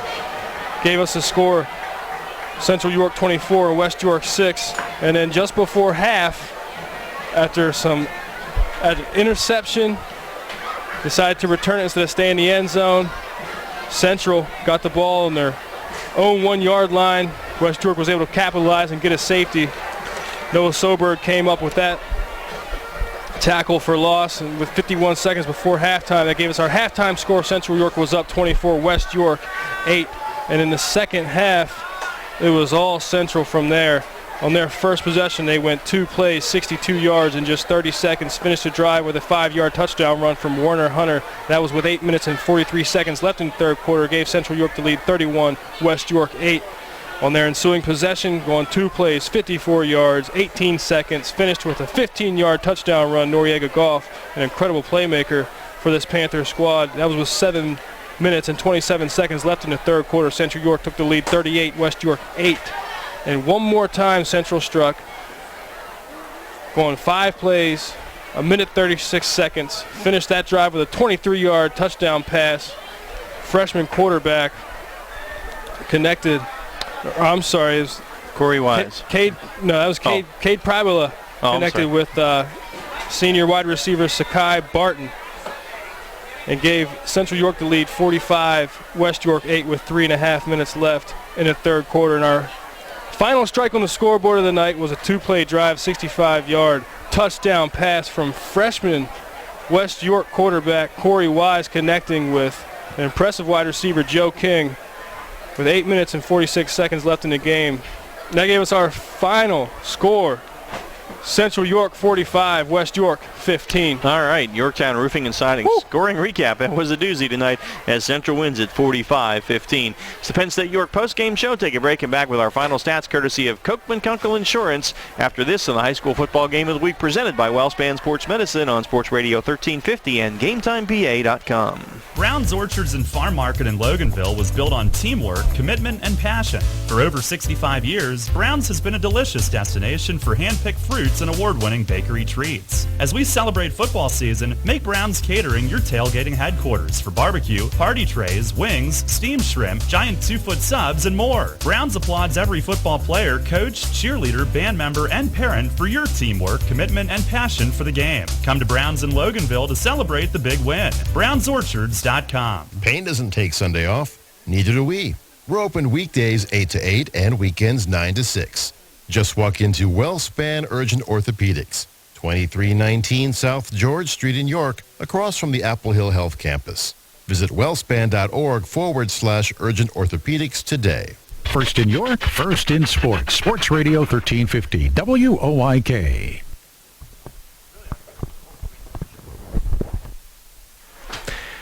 And we are back here at Panther Field. Sorry about that. Totaling up our stats here from Kochman Kunkel Insurance here at Central's big win tonight, 45-15. And our final stats are these for West York on the ground. Cadence Thomas, 12 carries, 47 yards tonight. Jamal Anderson, 1 for 11. It was a reverse, and it was a touchdown for the Bulldogs. Anton Johnson, 11 carries and 46 yards. Nick Spadafora had 4 carries for -6 yards for the Bulldogs. And down the stretch, some guys getting in. Corey Wise had 2 carries for 3 yards. Tyshawn Powell, 1 for 2. Josh Brumley, 1 for -1. And Willie Martin, 1 for 3. So the Bulldogs, 32 carries, 105 yards on the ground tonight. Through the air, Anton Johnson was 9 of 18 for 79 yards. Did have 2 interceptions. And the freshman Corey Wise, who came on late, 2 of 2, 71 yards, including that 65-yard touchdown strike to Joe King. King led the Bulldogs in receiving, 3 catches, 107 yards, including that touchdown. Cadence Thomas had 3 catches for 22. Nick Spadafora, 2 for 10. Andrew Lamanna, 1 for 6. Jamal Anderson, 1 for 0. And Shane Kaufman, 1 for 5. And the Bulldogs, 150 yards through the air, 255 yards of total offense tonight. For Central, Noriega Goff, he had 13 carries tonight, 117 yards, did have 2 touchdowns and an impressive punt return as well. Eddie Santiago, 1 carry, 5 yards. Cade Prabula, 2 for 8, 1 touchdown. Joe Jones, 5 carries for 1 yard. Chris Collins, 5 for 21. Werner Hunter, 3 for 13, 2 touchdowns. And Michael Morris, 1 for -2. So the Panthers on the ground, 30 carries, 162 yards. Cade Prabula through the air was 8 of 15, 174 yards, 1 touchdown. Joe Jones, 0 of 1, was picked off tonight. For the receiving end of it for the Panthers, Sakai Barton, 1 catch, 18 yards. It was for a touchdown. Tim Sturgis, 2 catches for 61 yards. Dustin Grimm, 1 for 28. Noriega Goff, 1 for 7. And Eddie Santiago, 3 for 59. And a total offensive output of 336 yards for the Panthers. Those are your final stats from Copeland Kunkel Insurance. The Central wins it tonight 45-15 over West York. Take our final break. Come back with our your neighborhood Surefine Markets Player of the Game and the York Traditions Bank post-game scoreboard after this on the High School Football Game of the Week presented by WellSpan Sports Medicine. Tailgating or planning football parties? Get the party started with great products from Best Yet at your neighborhood Sure Save Markets. Know that Best Yet products have been trusted and valued by families since 1893 with a quality that is backed by a double your money back guarantee. At Sable's Markets in Shrewsbury, Stewartstown, Whiteford, and coming soon to East York. Nell's Market Fresh Foods in Spry and East Berlin. And Wetzel's in Glen Rock. My name is Bob Innerst. I've been a York Traditions Bank customer since 2008. One of the things that I like about York Traditions Bank is that I know everyone is right here in the York area and everybody's local and the decisions are made, right here at the bank. So I feel very comfortable if I need a loan or if I have a question about anything, I'm going to get the answer from the people right here. Because we live here too means that they share a lot of the same concerns that I do. I know that they give back to the local community, and it really makes a difference. They're invested here, and that's important to me. I now tend to measure other businesses that I deal with the level of service that I get at York Traditions Bank. I feel that York Traditions Bank never takes my business for granted. I highly recommend York Traditions Bank to anyone. Transition to traditions today. York Traditions Bank. Member FDIC, Equal Opportunity Lender. Your county, your teams. Sports Radio 1350 WOYK. First in York, first in sports. And welcome back to Panther Stadium. One final time here at Central York High School. Our kickoff for 2016, our 17th year of high school football coverage here on Sports Radio 1350, and also our partnership with Game Time, I believe, in its 6th season now. Big win for Central tonight, and the Josh Oswald era opens with a 30-point win over West York, 45-15. Time now for our Sure Save Markets Player of the Game. He clocks in at 5'7", 160 pounds. He's the senior running back. Noriega Goff went 13 carries for 117 yards tonight, 2 touchdowns. But really we decided to give it to him for his special team efforts. Had some big returns tonight. And honorable mention has to go out to the defensive and offensive line of scrimmage for controlling the battle up front in the trenches. Absolutely. So Noriega Goff, our Sure Save Markets Player of the Game tonight as Central wins it. And I also wanted to mention, I gave a shout out to people like Unique Physique, coaches, trainers that get these athletes developed and cultivate the talent we have in York Adams County, but I also want to congratulate you and your wife. You guys are proud parents. We are. Daughter. She will be. She has made it into the blue band at Penn State, so we were traveling to State College tomorrow to see her on the field at Beaver Stadium. So thank you for that. That's great. Thanks a lot. We're very proud of that. So thanks. All right, let's get our York Traditions Bank post-game scoreboard show here tonight. Some other key games, from around the league. And Southwestern off to a great start, defeating Gettysburg tonight, 35-0. Damian Palucci's guys out of the gate with a big win. Catholic defeats Suburban 20-14, so great win for the Irish in the opener tonight. Tough one for Susky. They lose to Northern 14-12. Couple of unsuccessful extra points, the difference there. Kevin Myers and the Wildcats of Dallastown get a good win over Hempfield 17 to start things off. Tough night for the Dover Eagles. They go down to Ship 42-6. The Northeastern Bobcats, they are the favorites in many folks' eyes for D1, and over Daniel Boone at home tonight in Manchester 60-6. Gareth Hissong is a happy guy tonight. The DeLone Catholic Squires over the Shamrocks of Trinity 17-7. And Eastern goes down to Lampeter Strasburg 42-7. Kennerdale drops one to Pequea Valley 30-14. Hanover, the Nighthawks, off their 9-2 season last year, defeat James Buchanan by a score of 55-36 tonight.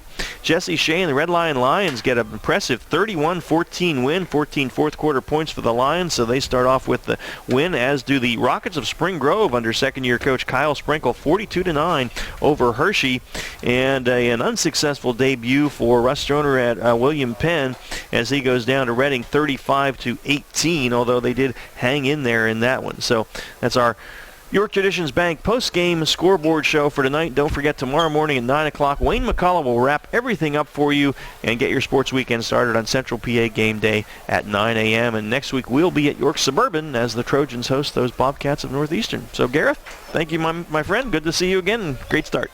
Absolutely. Had fun. It's going to wrap it up for us. For my partner, Gareth Hissong, Leif Johnson on the video for Game Time PA, and Daryl Henry getting us back on the radio tonight. I'm Ron Ruman. Thanks for listening, folks, and you have a good night.